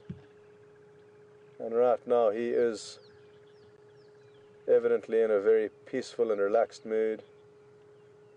Beautiful time of year for elephant. They've really got a buffet of options when it comes to the different food sources that are available to them. And I guess just like us, good food and a full belly, you halfway to be individual with not too much. He's got some decorations, you can see, playing with his food.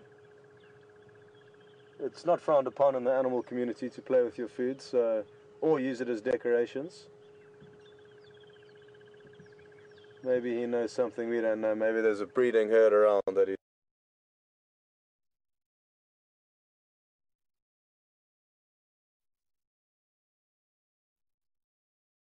busy getting dressed up for here.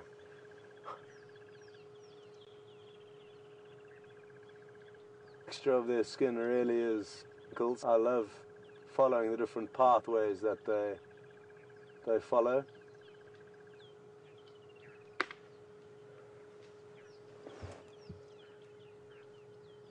And right now he's feeding on predominantly the bark of the marula tree, it appears. You can hear that crunching and chewing, and they've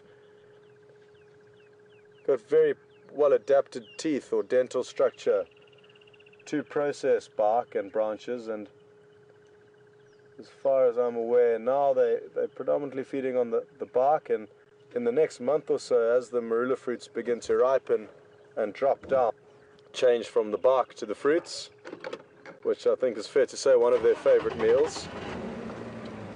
Let's see if we can reposition now that he's disappeared out of view.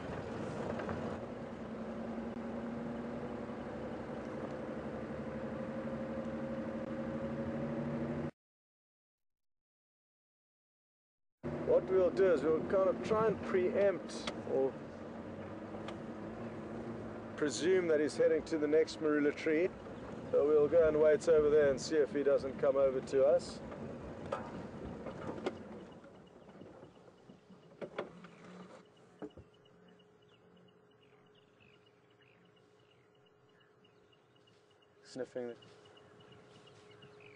Sniffing the ground. I noticed yesterday on Peter and Hayden's drive, one had dug up a bulb to feed on, and it looks like it may be doing the same thing for us now, which would be very, very fortunate. So obviously their trunk is their nose, and there you can see him sniffing different patches of soil, investigating what may be lying beneath the surface.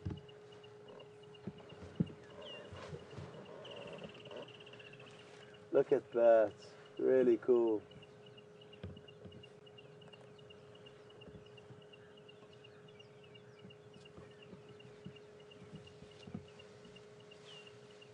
And like I mentioned earlier, he did seem very peaceful, and just judging from the proximity he walked to the vehicle there and the attention he gave us, he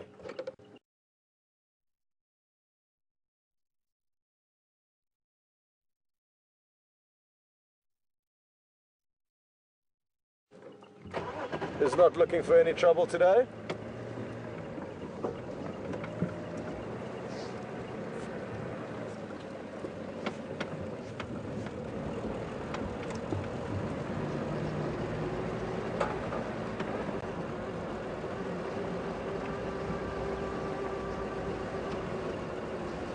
We'll keep looping ahead of him and wait for him to do those beautiful walk-bys.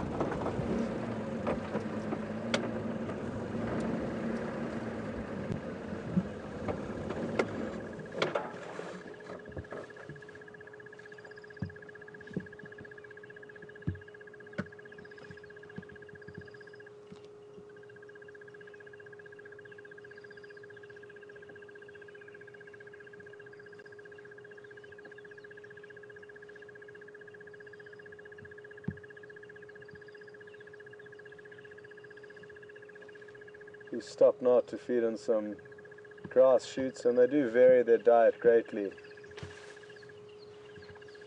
as they go.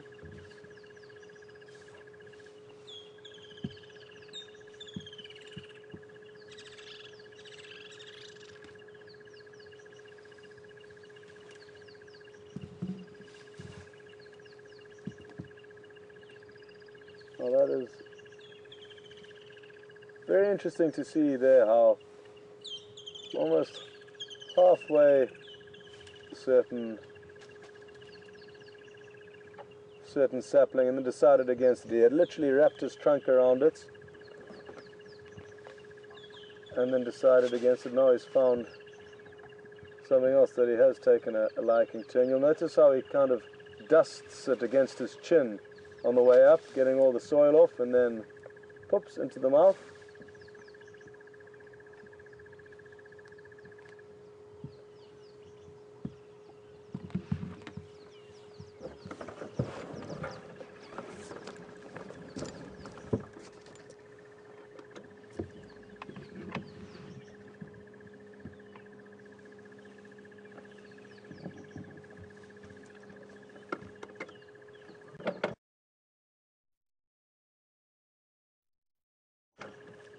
You'll notice his left tusk has got a small piece that's been worn, and just like humans, elephants kind of left or right-handed, so judging by the wear on his left tusk, you would be able to kind of assume that he's left side dominant, just like me. I'm also a lefty. He is very close to us now, folks. This is very special. He's probably 2 meters from the vehicle with not a worry in the world. Sadly, due to his proximity, it's making filming difficult for Jason.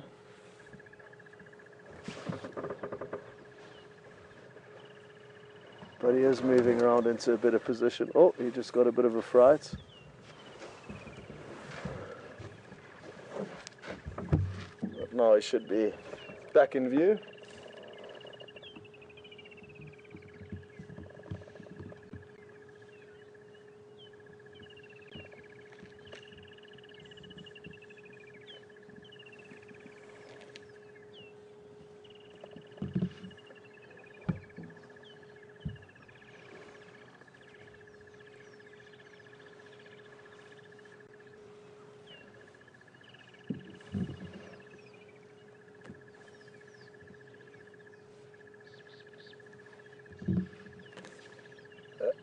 A question's just come through from Marlene on Twitter asking if the elephants get drunk on the marula fruits that they should be feeding on in a few weeks' time as they start to ripen. And as much as I would like to say yes, that the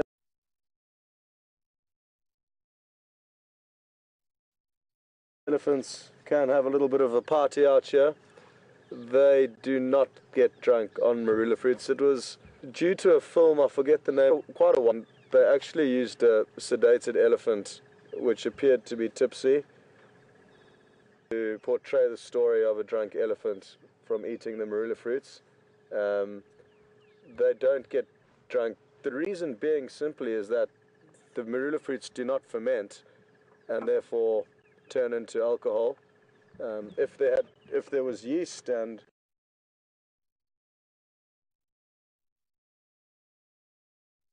we were to brew some marula beer, which is a local favorite amongst the Shangaan or Tsonga people that live in this area. Of course, if it drank enough, it would get drunk, but without the fermentation process, the marula fruits do not have an alcoholic effect on the elephants or any of the other animals. And it would be very interesting to know how much an elephant would need to consume of the marula beer in order to get a little bit tipsy, because this individual is probably a 5-ton animal. So relative to our body size, it would need to consume many, many marula cocktails in order to get the desired effect. But the animals out here don't, however, get the urge to drink any alcoholic beverages. It would be interesting being out here in the wild under the influence. I guess if I was to be one animal under the influence in Africa, it would be an elephant, because you don't have too much to worry about.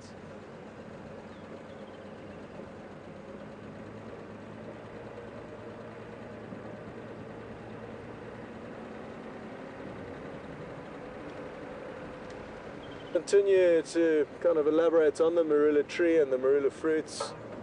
They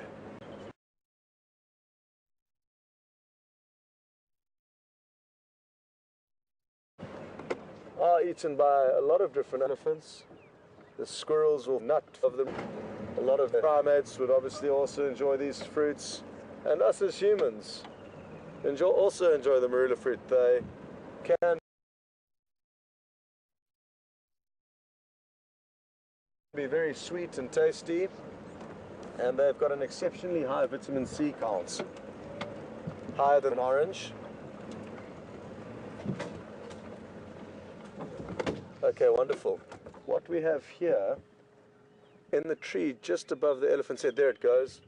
It was a little black bird called the fork-tailed drongo, and we did try and get a visual of one the other day with Jason, and he did a good job to do what he did in terms of capturing the moment, but it was quite a way off.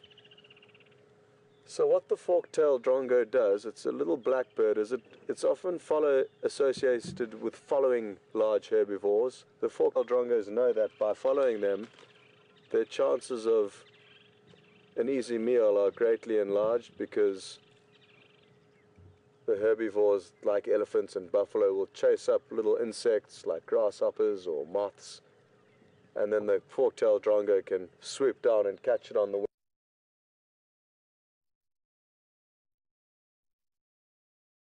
wing. So as the elephant walks along, I'm sure the tail follow behind it. Wait and see if it does play along with us. Nothing yet.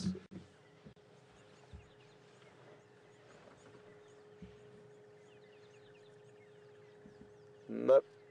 No luck this time, but there was a fork-tailed drongo in the area, and I did see it catch one little insect that the elephant chased up, but obviously that was all the drongo was interested in, a little snack. We are going to leave this elephant, not because of any other reason other than the fact that I decided to drive down this road in the hope of finding two interesting nocturnal birds that I saw perched in a tree yesterday when driving down this road. There is a chance that they will be in the same tree that they were in yesterday. I have noticed these specific birds using set trees to sleep in during the day.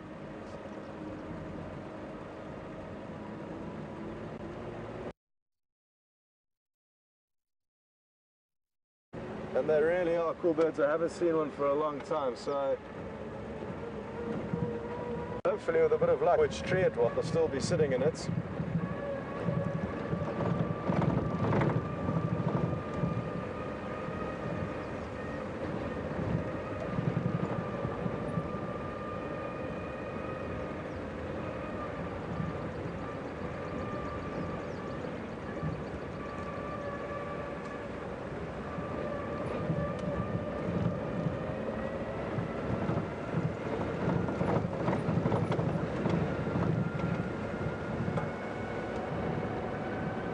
The sun seems to be poking out and the clouds burning off, which is great.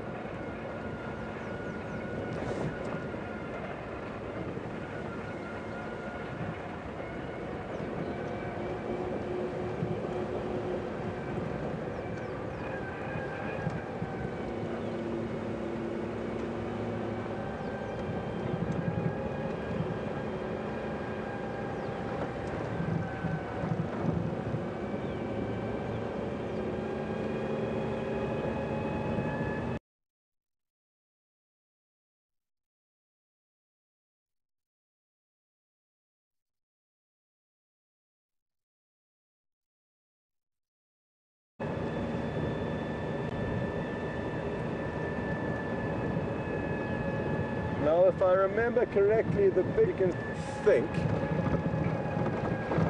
hope for the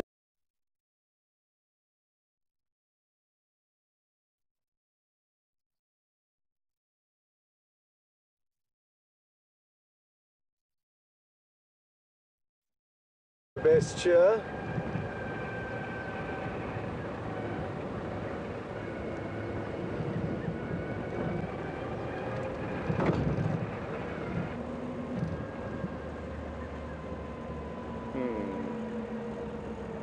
Now I am having doubts as to whether this was the tree. Or if it was, they are no longer in it.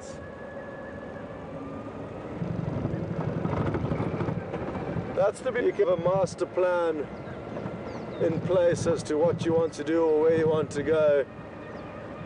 And you could come around your first corner and be as expected, and therefore having to change your plans, and that's very common. You start off with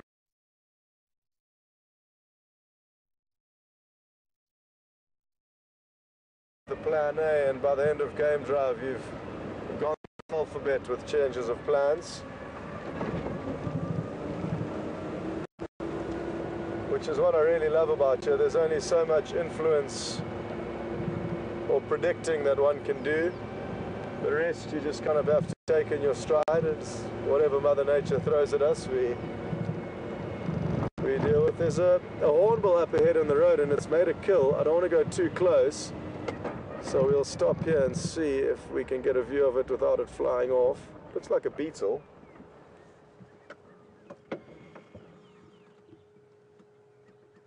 What it'll do now is it'll make sure that it's dead.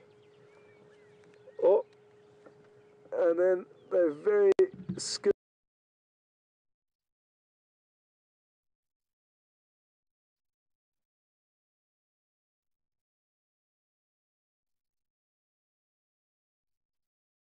in the ability to toss up and then into their mouth, but sadly that southern grey hornbill did not large. It would have been great to see it tossing it up, getting it into the right position so that they can swallow it easily.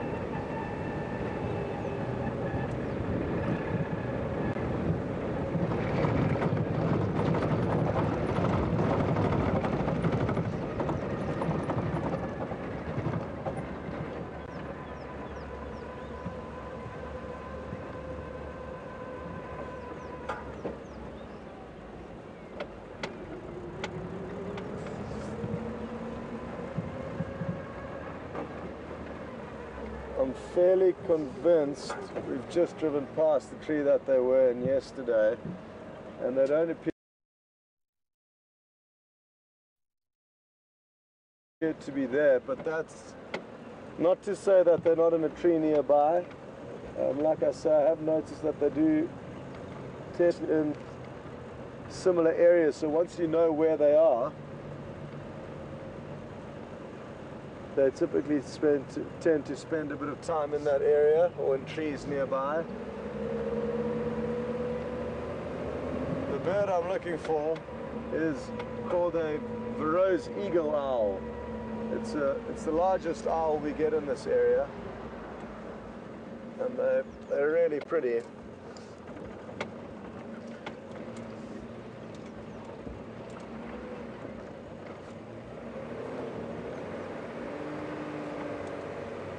It really is heating up now that the sun's poking out.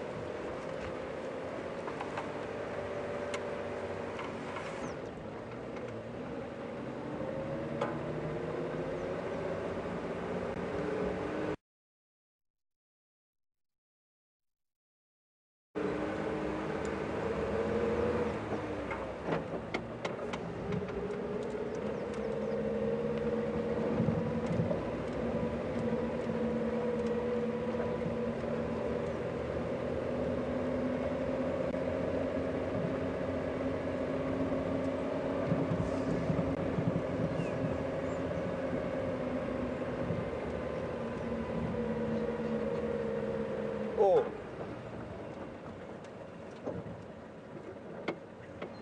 I think we have just hit the jackpot, folks.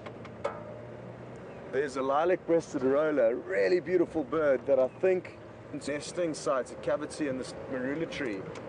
And to find a nest of a bird of this beauty will be really wonderful to us to be able to follow and keep those. We're just going to wait here for a second and see if it comes back. Jason is zooming into the cavity that it landed in. That could well be where it's planning on nesting. I've actually never seen a lilac-breasted roller nest, but I do know that they do nest in cavities and trees, and when I saw it land on that one, I thought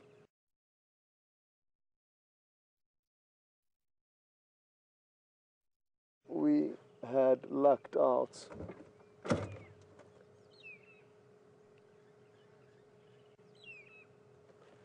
You see it now, and it's perched about 200 meters away from us on the top of a tree. Again, we won't spend too much time here, but definitely going to put that one in the memory bank. And next time we drive that road, we will have a closer look to investigate whether they have decided to use that cavity as a nesting site.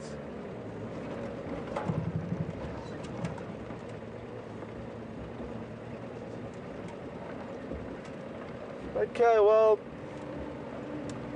I'm going to be off the vehicle a bit in the next few minutes, double checking for any tracks of animals. So I think it's time to head back across to Peter and see what he's up to.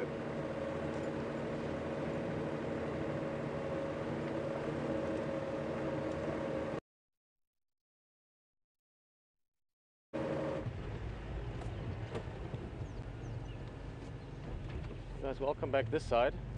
Let's try and show you that by VM just now. Oh, don't fly, don't fly. It's always a tricky thing with birds.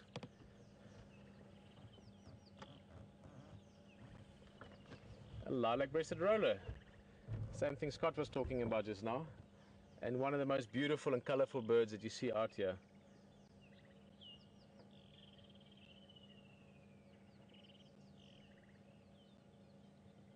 And this one is probably looking for food at the moment. Lilac-breasted rollers catch insects, and they're sort of a bit versatile that they'll often catch them on the ground. So this one might suddenly fly down and go catch something that he saw on the ground, a little bee or something. Wing. Now you get some insect eaters that are specialized or specialists in catching on the wing, like bee eaters, for instance. Then you get the guys like some of your starlings, ground hornbills, and so on that feed more on the ground. I mean, hornbills are a little bit more omnivorous, but lilac-breasted rollers, they sort of take whatever opportunity is available. If you look just below the roller, you'll see there looks like little green golf balls almost. Those are the marula fruits.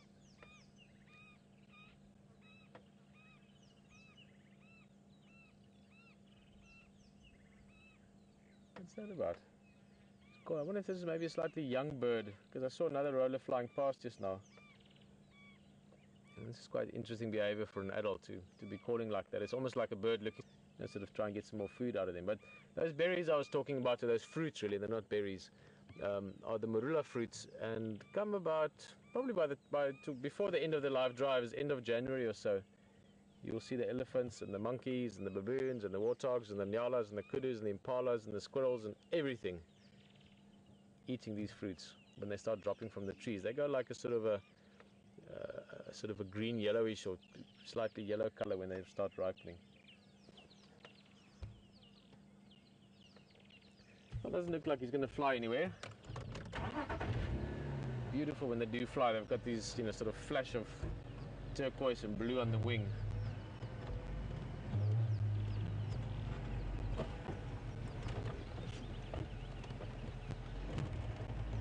One of my, well, it still is, I guess, but if you want to get your tongue sort of untwisted, we used to always say, something that started with Nick de Jong and myself would say, okay guys, let's go for a drive and take a super duper lilac-breasted roller photograph.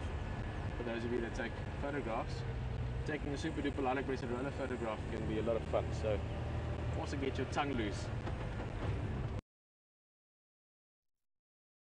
So earlier, we followed those vultures, but it looks like in the end maybe they just had a good thermal there. They were staying in the same area, but then as we got closer they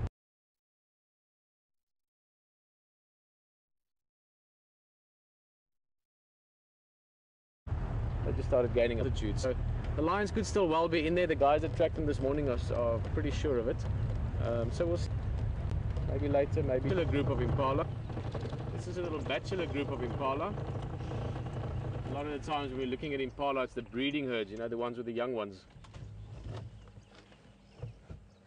Whereas this is a bachelor group, mostly males and various ages of males. That's sort of bigger one there on the right, the one that's sort of standing still looking towards us with the shorter horns. That's about a year old.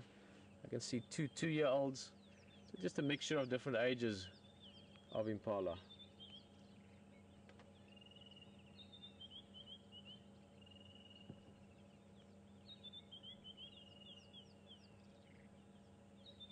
And these bachelor groups, they're preparing for the stage when they can be big enough and dominant enough to compete for females. So these younger males will do a lot of with the horns, and then with dominant, and then for the sort of dominance list, then they know they can go and challenge other males for females. This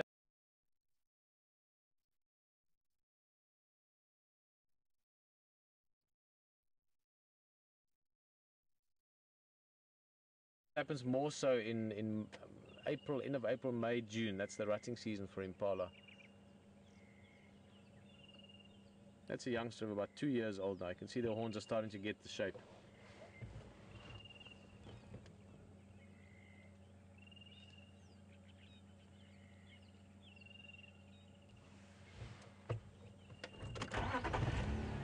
You know what? Since we're not very far from the lion kill or the buffalo carcass, I just saw a couple of vultures again. Let's just show you the vultures again there against the backdrop of the sky. Now this is okay. Thanks, Will. Just see they're circling around again, but Will just let me know Scott is on his way there, so he's going to follow up just to see if there's maybe, I don't know, vultures, some of those hyenas he was looking at earlier. Maybe the lions come back. A lot of things can happen around carcass like that, so he'll let us know. I'm sure you guys are having good fun with Scott. Scott's a really good guy, and he's got a wicked sense of humour, and we've been chatting a lot around the fire with HG, myself, and all the guys really. But Scott's one of those really nice, you know, good guys to have around camp as well, and I'm sure you are having a good time with him on drives, and I really look forward to seeing how it goes over the next month or two, because I think once he sort of spills into the seats a little bit, you guys are going to absolutely love spending time with him in the bush. He's very passionate about wildlife. He's also very interested and very passionate about the smaller things, the tracks and the flowers and the birds and that kind of stuff, and that's a great experience to have. So yeah, encourage him, ask him questions, you know, poke him along, and I can guarantee you, you're going to have one not long from now around the tent, so it's 5-6 days from now. Mark will be here as well. Wind is coming from there. You can smell that carcass, and we're about 1/2 kilometer from there. Strong smell of carrion. Yeah, Mark's coming out soon, and you're going to have a good few months ahead of you. Well, a month and a half, 6 weeks or so.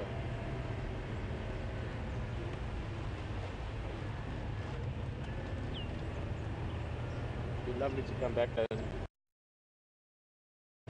We've been talking about it, Leishan and myself, to maybe take a little holiday somewhere middle January, end of January. It works out with boats and travel time, babies, you know, all those things that happen as you go along in life.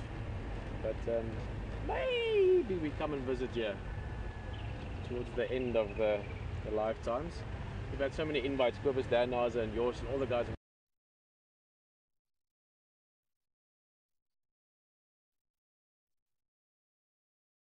Always invited us to come and visit, so it's maybe time we show our kids how amazing the Sabi Sands is. But like the game drive, you have to.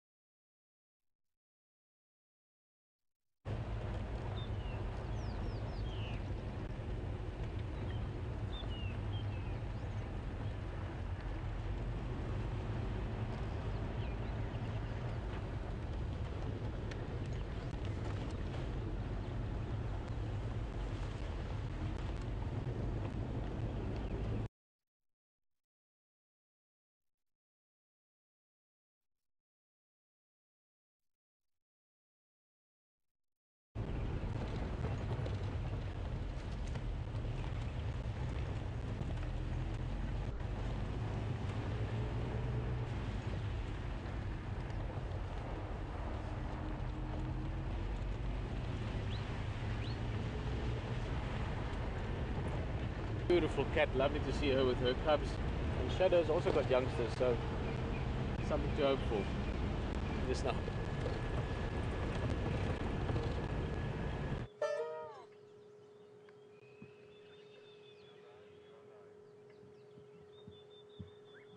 Welcome back, folks. As you can see, we've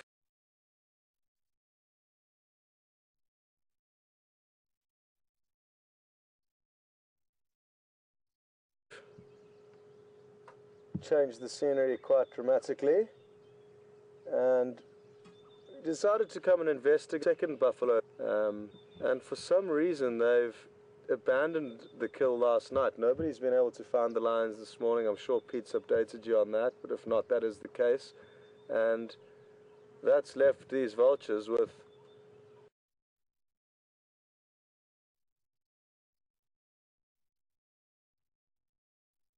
a really good opportunity, but at the same time it must be quite frustrating for them because there's a lot of meat left on this carcass, but they are battling to.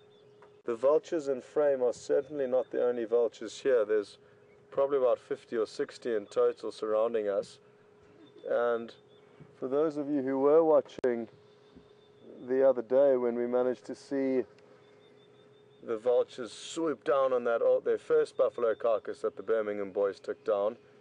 I mentioned that there are three different main species that you get, or three species that you get here. And the ones that we have in view here are the white-backed vultures, which are the most common and kind of in the medium weight category. And then you get the lappet-faced vulture, which is far larger and better designed for opening up carcasses. They've got a much bigger bill and a much stronger body.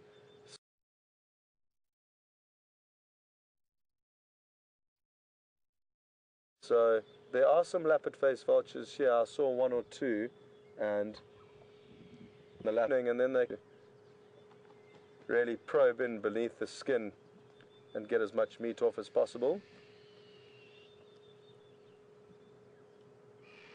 A few of the vultures were frightened off when we did come into the sighting, so if we give it a bit of time, hopefully more will come down to feed. And I think a lot of them have fed already and are now potentially getting ready to take off. I can see some in the distance. Will be close.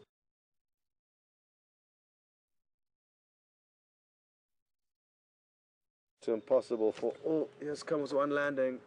Oh, wonderful. So they're still coming from far and wide. Hundreds of kilometers, which is hard to believe. About 60 miles the message can spread. If one vulture sees another vulture beelining in a certain direction, they can see that from about 3 kilometers away, or 3 miles away. And that 3-mile distance can keep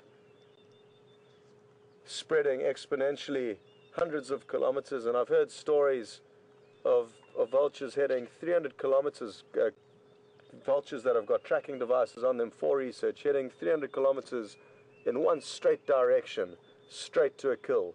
And that can only be attributed to their great eyesight and them seeing other vultures also beelining in one certain direction. So with a bit of luck, we'll have a few more coming in to land. Oh, there we go. We've got a tussle on our hands. This is going to be good. They've managed to get out a small piece of the intestines, and oh, there's 2 or 3 of them. Well, not fighting over it as much as I expected them to.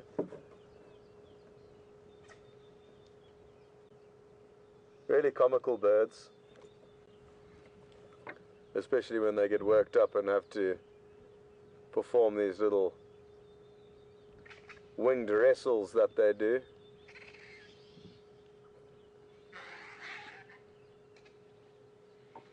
Oh, that one's getting a nice peck on the head. Sheesh.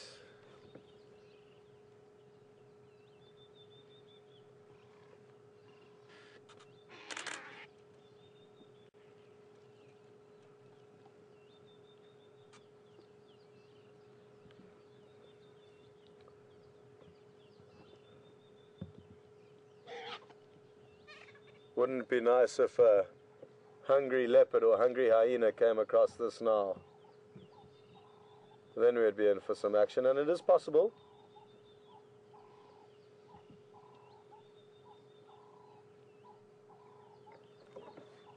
I really would also like to show you the lappet-faced vulture. I'm just looking behind us in a big dead tree where a lot of them are perched, but I can see there.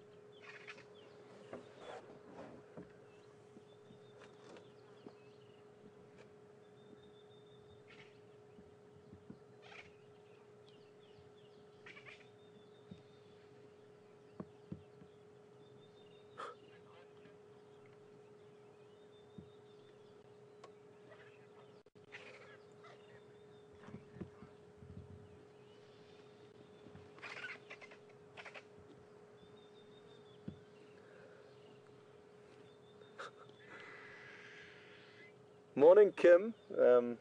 Welcome on board. Kim's asked a funny question. I'm glad she's asked, and she's asking how ripe does the buffalo smell now. Thankfully, we are in a position where we are not downwind of the carcass. We occasionally get a faint whiff of it, but I would have to reposition the vehicle and get downwind of it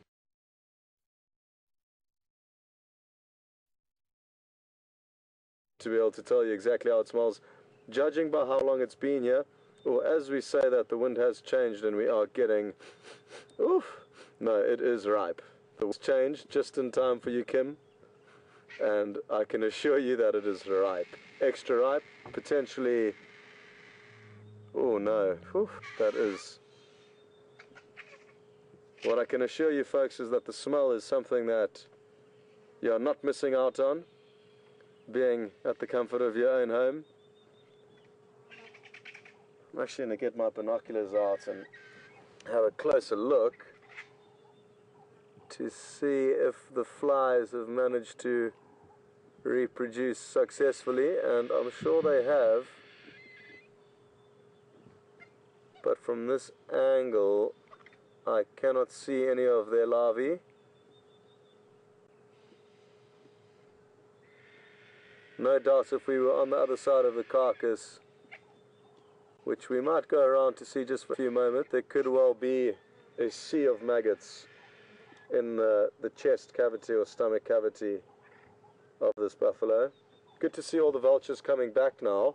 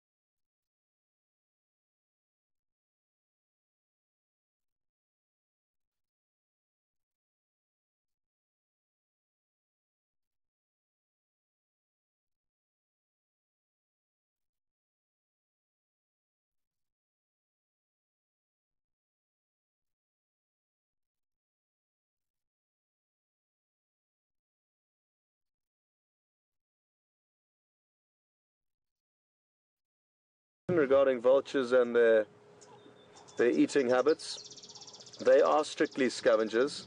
They do not have the ability to hunt, so they rely heavily on all the other predators or apex predators to provide them with situations like this where they can come and clean up all the leftovers, and that is their role in the ecosystem. They are cleaner uppers of portions of carcasses that the larger predators simply cannot get to and aren't designed to consume. So thanks, Josh. Thanks for that question. They are not hunters though. So without the apex predators you will not get vultures.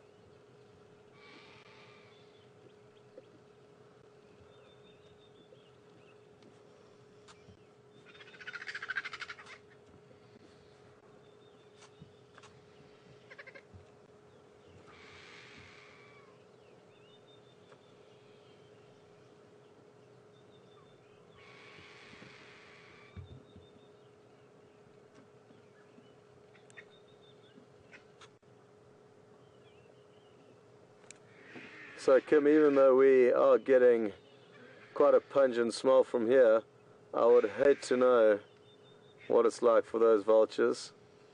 I guess for them it's the equivalent of smelling a delicious steak on the barbecue, or a hearty stew on the boil. But for us, on the other hand, it is not very pleasant.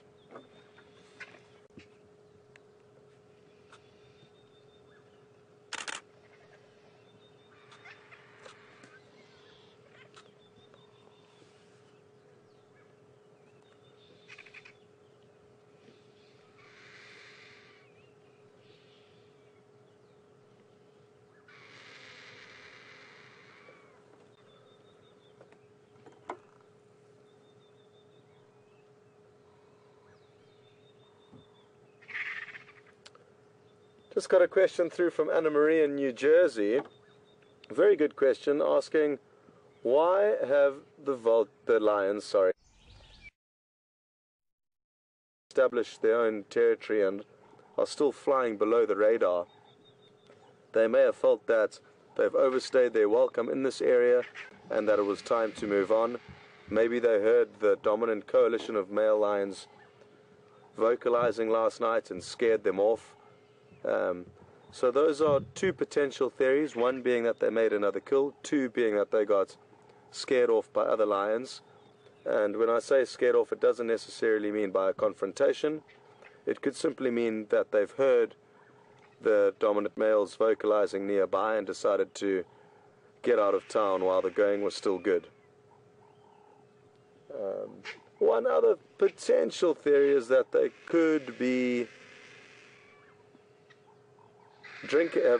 could be sleeping in the shade near a dam where they've gone to drink. I'm sure the other game viewers have followed up there though, but that is a potential thing, that they've been gorging themselves now for 3 days on 3 different buffaloes, and now all they want was something to drink and some time to rest.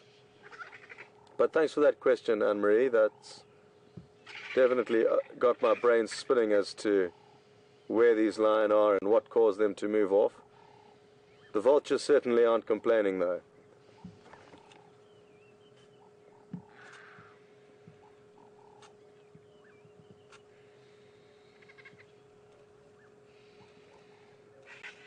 I really love the way they hop around to chase one another.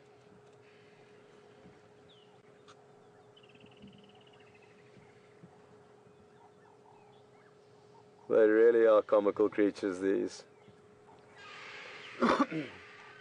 Now I'll try and find an individual for you that's already consumed a lot of meat, and what you need to look for is basically there's a large bulge coming out the center of their chest. Sometimes it's feathered, but sometimes it is, if they're fed on enough, it's just skin, and that is a crop that they can fill with kilograms of meat, of which already some of them have done. So do keep an eye out for a big kind of bulge coming out the center of their chest.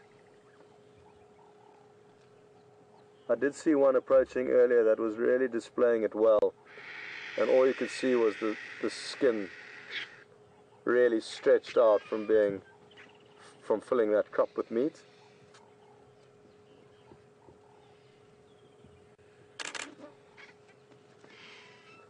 There's one individual, the one kind of with a lighter feather color, a lighter coloration, that's directly behind the buffalo's skull now, that seems to be quite a bully.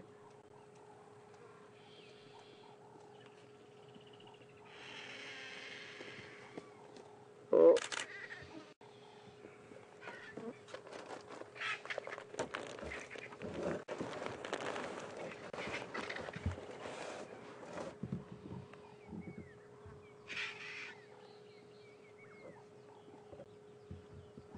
Kim, just to let you know, the wind is still blowing steadily towards us, and the smell is still exceptionally ripe. Despite the smell though, I'm extremely happy to be sharing this moment with you guys and the vultures. The luck appears to be on my side with good vulture viewing, with the one 2 days ago of them all swooping down, descending on the carcass, and we're there to witness the initial takeover from lion to vultures, and it was really a spectacle to behold.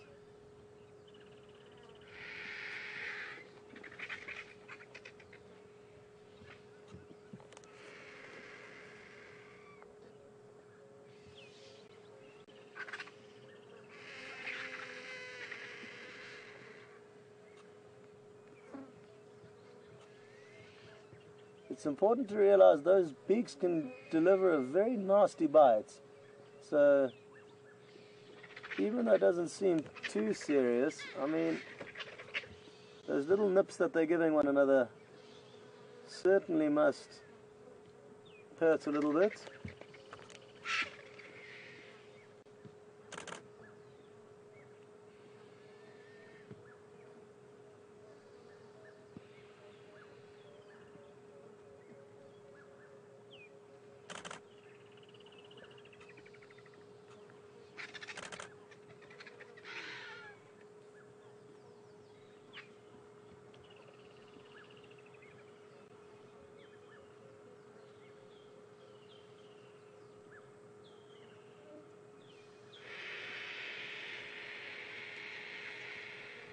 like I was saying earlier, the fact that vultures can travel 300 kilometers in one flight, in one straight line, in order to get to a kill.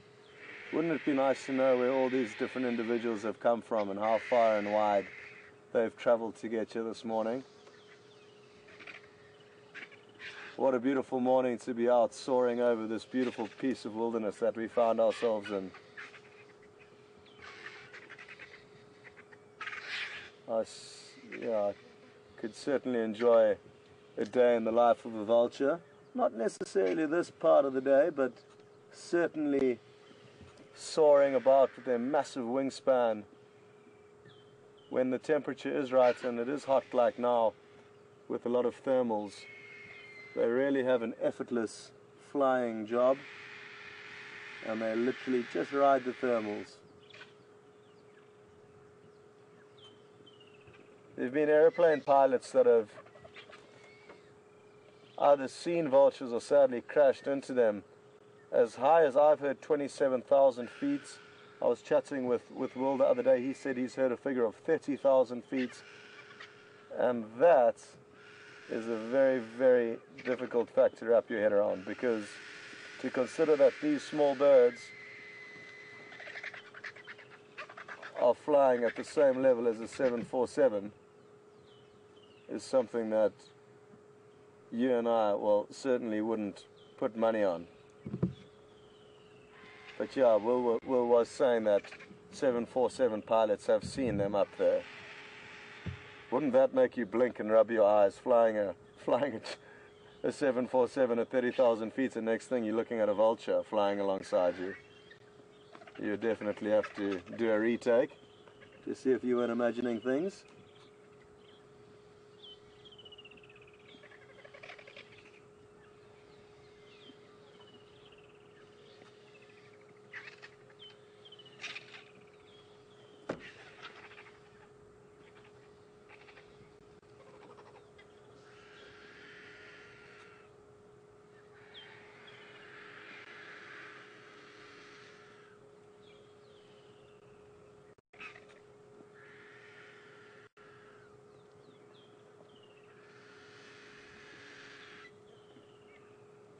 So it seems like there's 2 points on the carcass, one at the front, one at the back, that are the two best places to be. Hence the occasional squabble and squawk over whose turn it is to feed. Here's a good example of, if Jason just pans out to the left a little bit, those two individuals, or three individuals, you can see the one on the far left, you can see that crop of meat hanging out, protruding from its chest, and that's the pantry where they get to store their food in times of plenty like this, and a hugely necessary adaptation for them without this ability to be able to store huge amounts of meat. Imagine relying simply on another animal to having to make a kill for you in order to feed. They could go for a few days, certainly up to a week without feeding, I would guess. So that bank of meat allows them to survive the tougher times.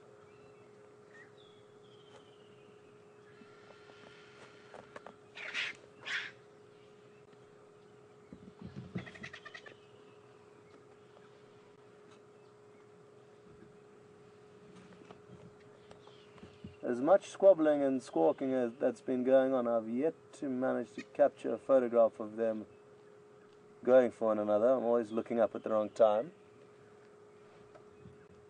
I do try and post my pictures on Facebook for any of you who are interested in having a look at how they come out. I would like to share them with you, considering we are sharing this moment together. So feel free to have a look on my Facebook page, or like my Facebook page, and that way you'll get all my updates photographically.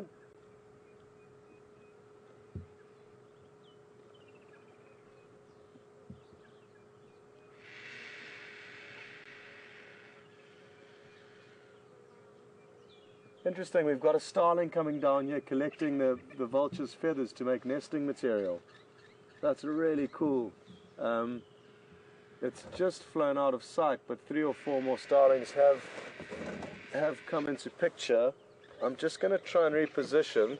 Oh, the one just flew off, but I'm sure it will be back. I'm just going to get into a position where when it does come back, we'll be able to see it.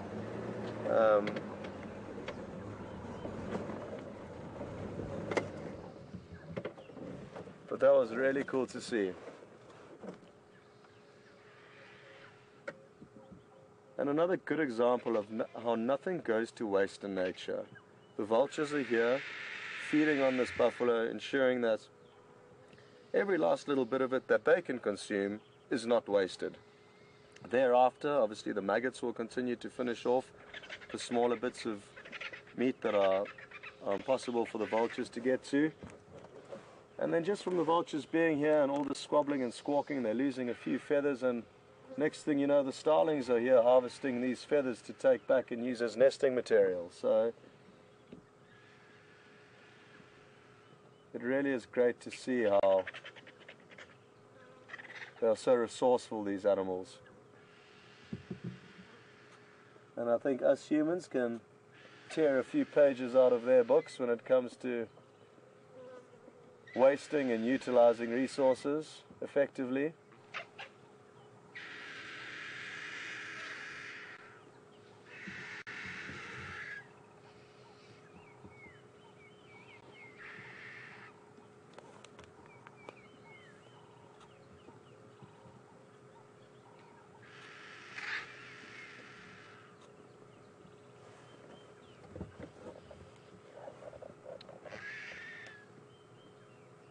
It'd be really nice to see how comfortable that starling's nest turns out after it's got all these fluffy vulture's feathers lined in it.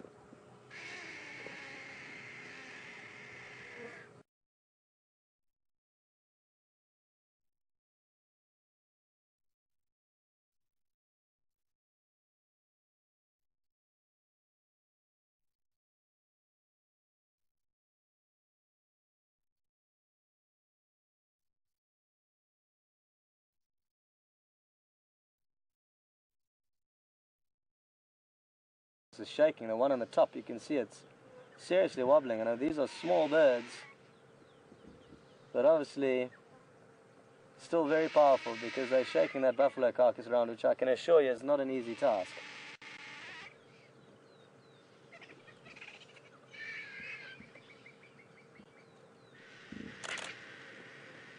Check the feathers. They tear feathers out one another, hey? That's really incredible. Not the...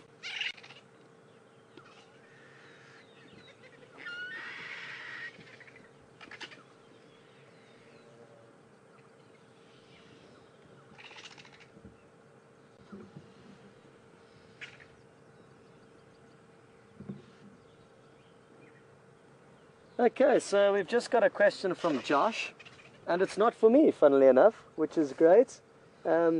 It's for Jason, and the question is, what camera does he use? And it's... I think it's a Sony MPEG HD 422.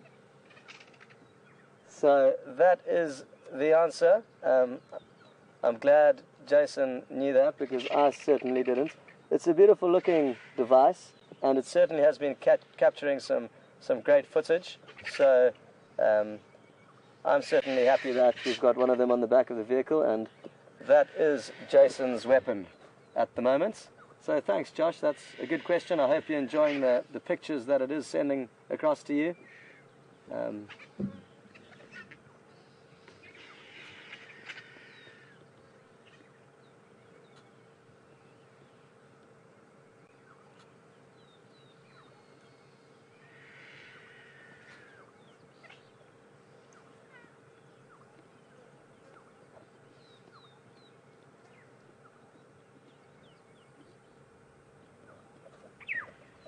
It really is worth us making the most of this vulture interaction and vulture sighting. Typically to have lion kill 3 buffalo in 3 nights in your area of operation is not a common event. So it could be a month or 2, who knows, before we're privileged enough to have an abandoned buffalo carcass with vultures on it.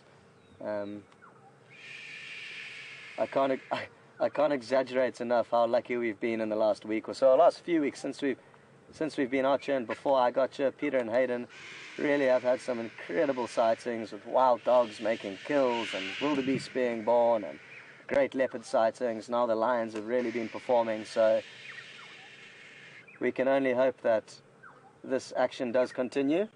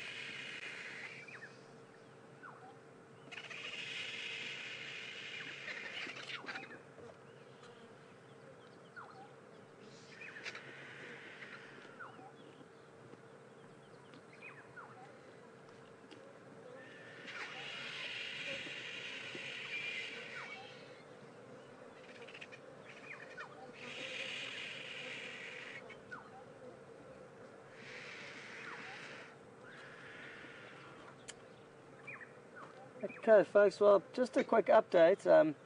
Pete is on a leopard hunt and quite far from here, so that's what he's busy up to, and we thank him for that.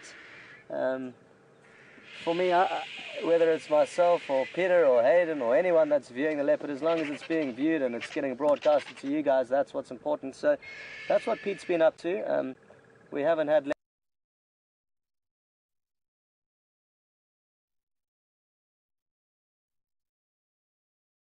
leopard since Saturday afternoon, I think it was, so that's what he's focused on. And I would also like to head off in maybe the next few minutes and make our way back to camp and see if we don't have any sign of leopard along the way.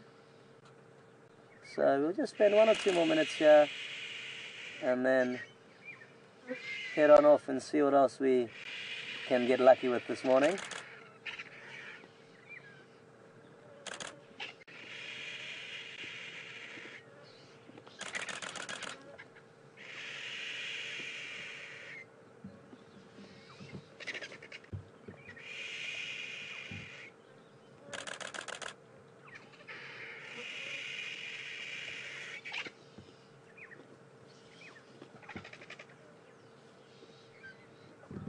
You wonder how they don't lose eyeballs to those vicious pecks that they're delivering to one another.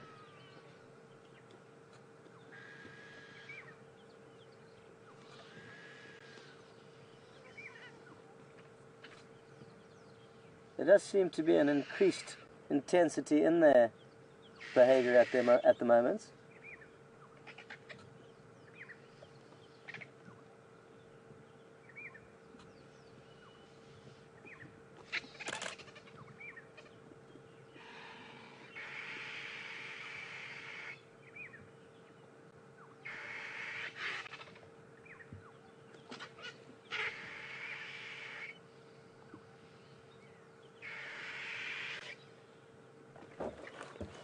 Okay, folks, well, I hope you enjoyed that as much as myself and Jason did. Jason does have a big smile on his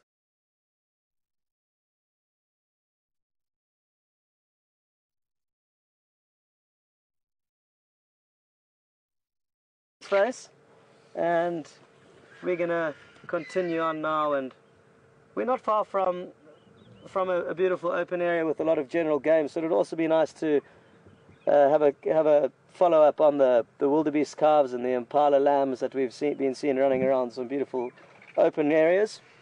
So we'll head back there, and along the way hopefully find some other signs of leopard or anything interesting for Peter and Hayden to follow up on this afternoon. Okay.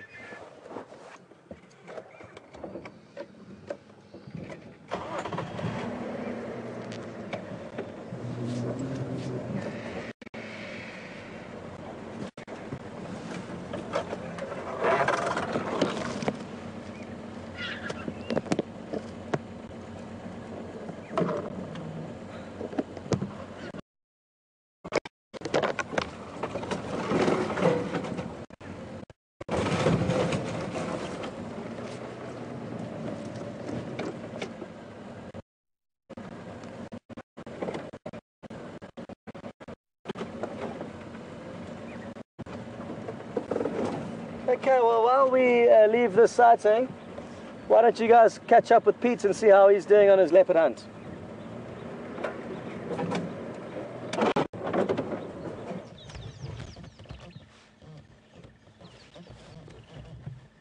Well guys, welcome back this side. We are in the Arathusa area at a place called Red Dam. And got a few buffalo. Maybe we're just sort of taking it easier. We're sort of looking for shadow really. Well, sorry, I missed that last message. It's just breaking up a bit, the radio. So it's just Will in control. These guys probably just going to take it easy as well. It's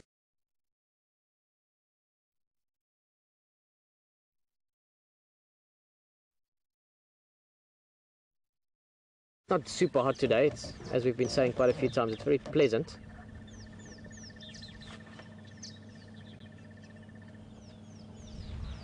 But the buffalo, they've got their routines as well. They've been probably grazing this morning. I can see all the flies there. If we go close into these guys on the left, you might be able to see it even. A little bit far from us. And if you look very carefully around them, there's thousands of flies buzzing around them. And that's one of the reasons sometimes I like to lie down in the water or in the mud. Gives them a bit of a break from it. As I was saying, we've been looking for shadow. They had a tracks this morning, about 1 kilometer down the drainage line. We've just been coming up. Her and the cubs. Now we've seen her. I mean, yes, we've seen her in the last few weeks. We saw that once when she was in that really thick bush. When Brian could hardly get a little window through. We could see her eyes at one stage in a few spots. She is a very shy leopard. But find her in the right time, the right place, she'll be great to see. So we'll keep that in mind for the afternoon as well. These guys are going to take it easy over here. Let's just take a nice slow drive along. Maybe we still bump into something. I'm hoping shadow really. Lovely little waterhole this. Place called the Red Dam.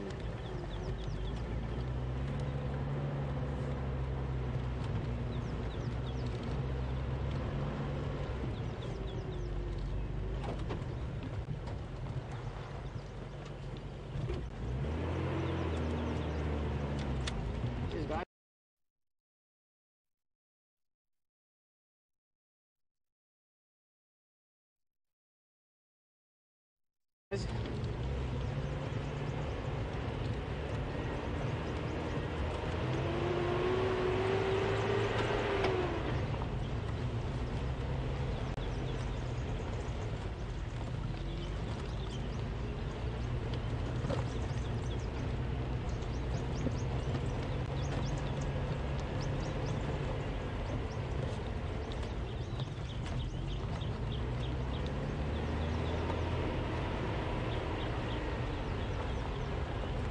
The tricky thing with the leopard like shadow is once leopard's personality really, that's what it really is. I mean, shadow grew up, her mother is Karula. The area that you're looking at now, there's a deep drainage line in there, and you could hide a battalion of leopard in there and you wouldn't see them. But so shadow grew up with Karula. As I said earlier, she was the first litter Karula had. What was that now, about 8 years ago or so, actually almost exactly 8 years ago. They were also born around December. So Karula had the two cubs. We used to call them Saseka and Tingana. Saseka is now called Tandi. Means exactly the same thing. It's just the Shangaan in the Zulu. Saseka or Tingani, Saseka or Tandi, sorry, means beautiful. And she's a very beautiful cat.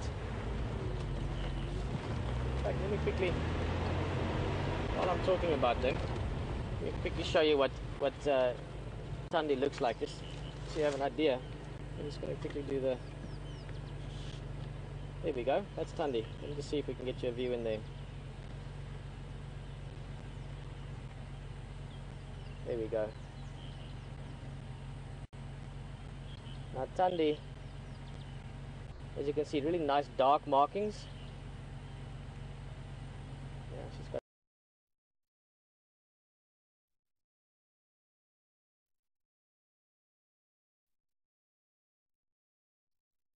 There's another. That's yours. So it took me in there to see her. Wait, where is it now? There we go. So that's the sister of the one that we're looking for currently. Cool. Beautiful cats, 8 years old, in their prime. The point I was getting to is that Shadow, her sister, who we used to call back then Tingana, meaning shy. Shadow, again, the name that the guys picked for her in the West, which is the name that stuck over time. Shadow was also because she's like a shadow, you know, you can see her now and then she's gone. And they grew up with the same mother, Karula being a very, very, very comfortable, very relaxed female, the same as her mother, Safari, was. And always, even as youngsters, she wasn't shy that she'd hide all the time. I mean, I've got some beautiful photos of her. My favorite probably, I remember we still played with it.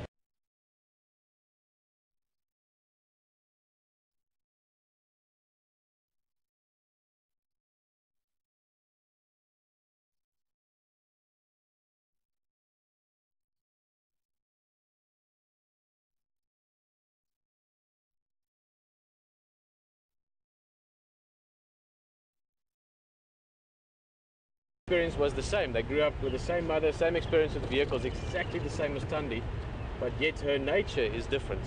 And it's always interesting to consider that with animals, that they really do differ from each other in terms of their sort of approach to things and how they operate. Would be nice to see her though. Would be nice to see her cubs as well. Two very special cats that for me. Both of those actually. Let's take this road across, go past Impala Plains. I know Scott was here earlier on today, but you never know, things can change in seconds, never mind minutes and hours.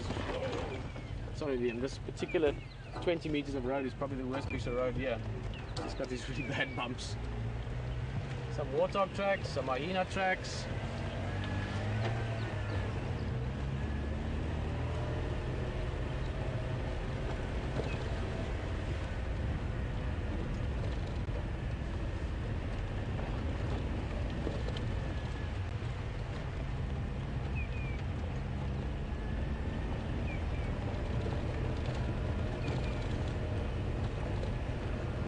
Not too much in the clearing today.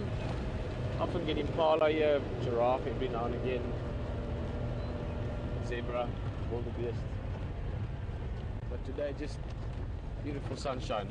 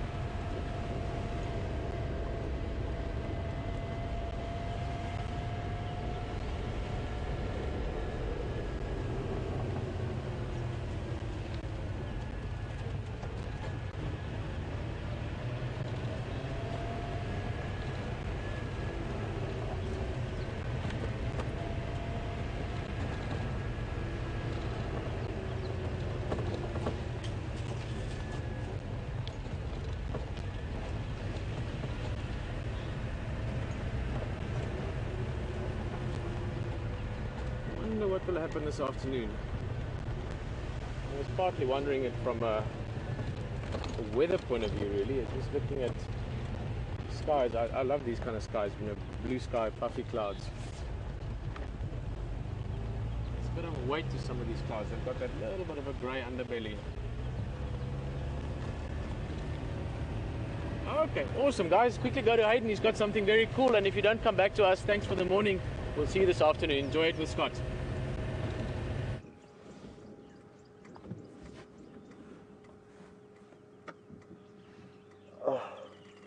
Okay folks, so we've just got a glimpse of a snake. There were 2 Burchell starlings, which I'm sure we'll hear again now, that were alarm calling. So as I stopped the vehicle and looked in the direction of where they were kind of doing this alarm call, I saw the tail of the snake slither down into the base of this marula tree, exactly where we're looking now. So I'm not sure if it's disappeared into a hole. I'm guessing it did. I just saw the end piece of its tail. Hard to tell what it was. Potentially a black mamba. They are good climbing snakes, the black mamba. If not that, I would presume potentially a boomslang, which the direct translation means tree snake. Oh, there it goes. Did you see it there? It reared up. Oh, that was awesome. Jeez. Oh my word. Okay, it's still here. It's still here, folks. It's in this long green foliage, which makes it difficult for us to see, but it literally reared up at them. I just got a little glimpse of it. I am gonna just stand up for a second and see if I can get a better vantage point from being higher up.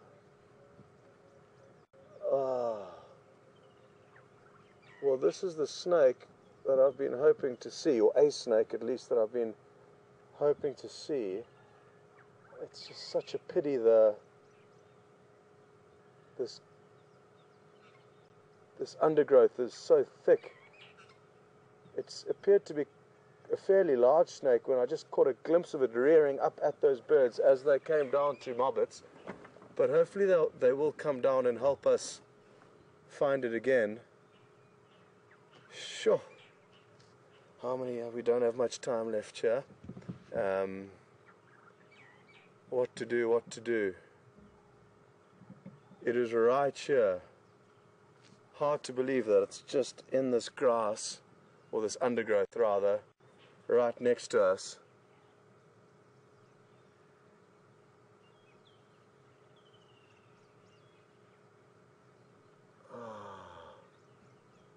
Where is this guy slithered off to?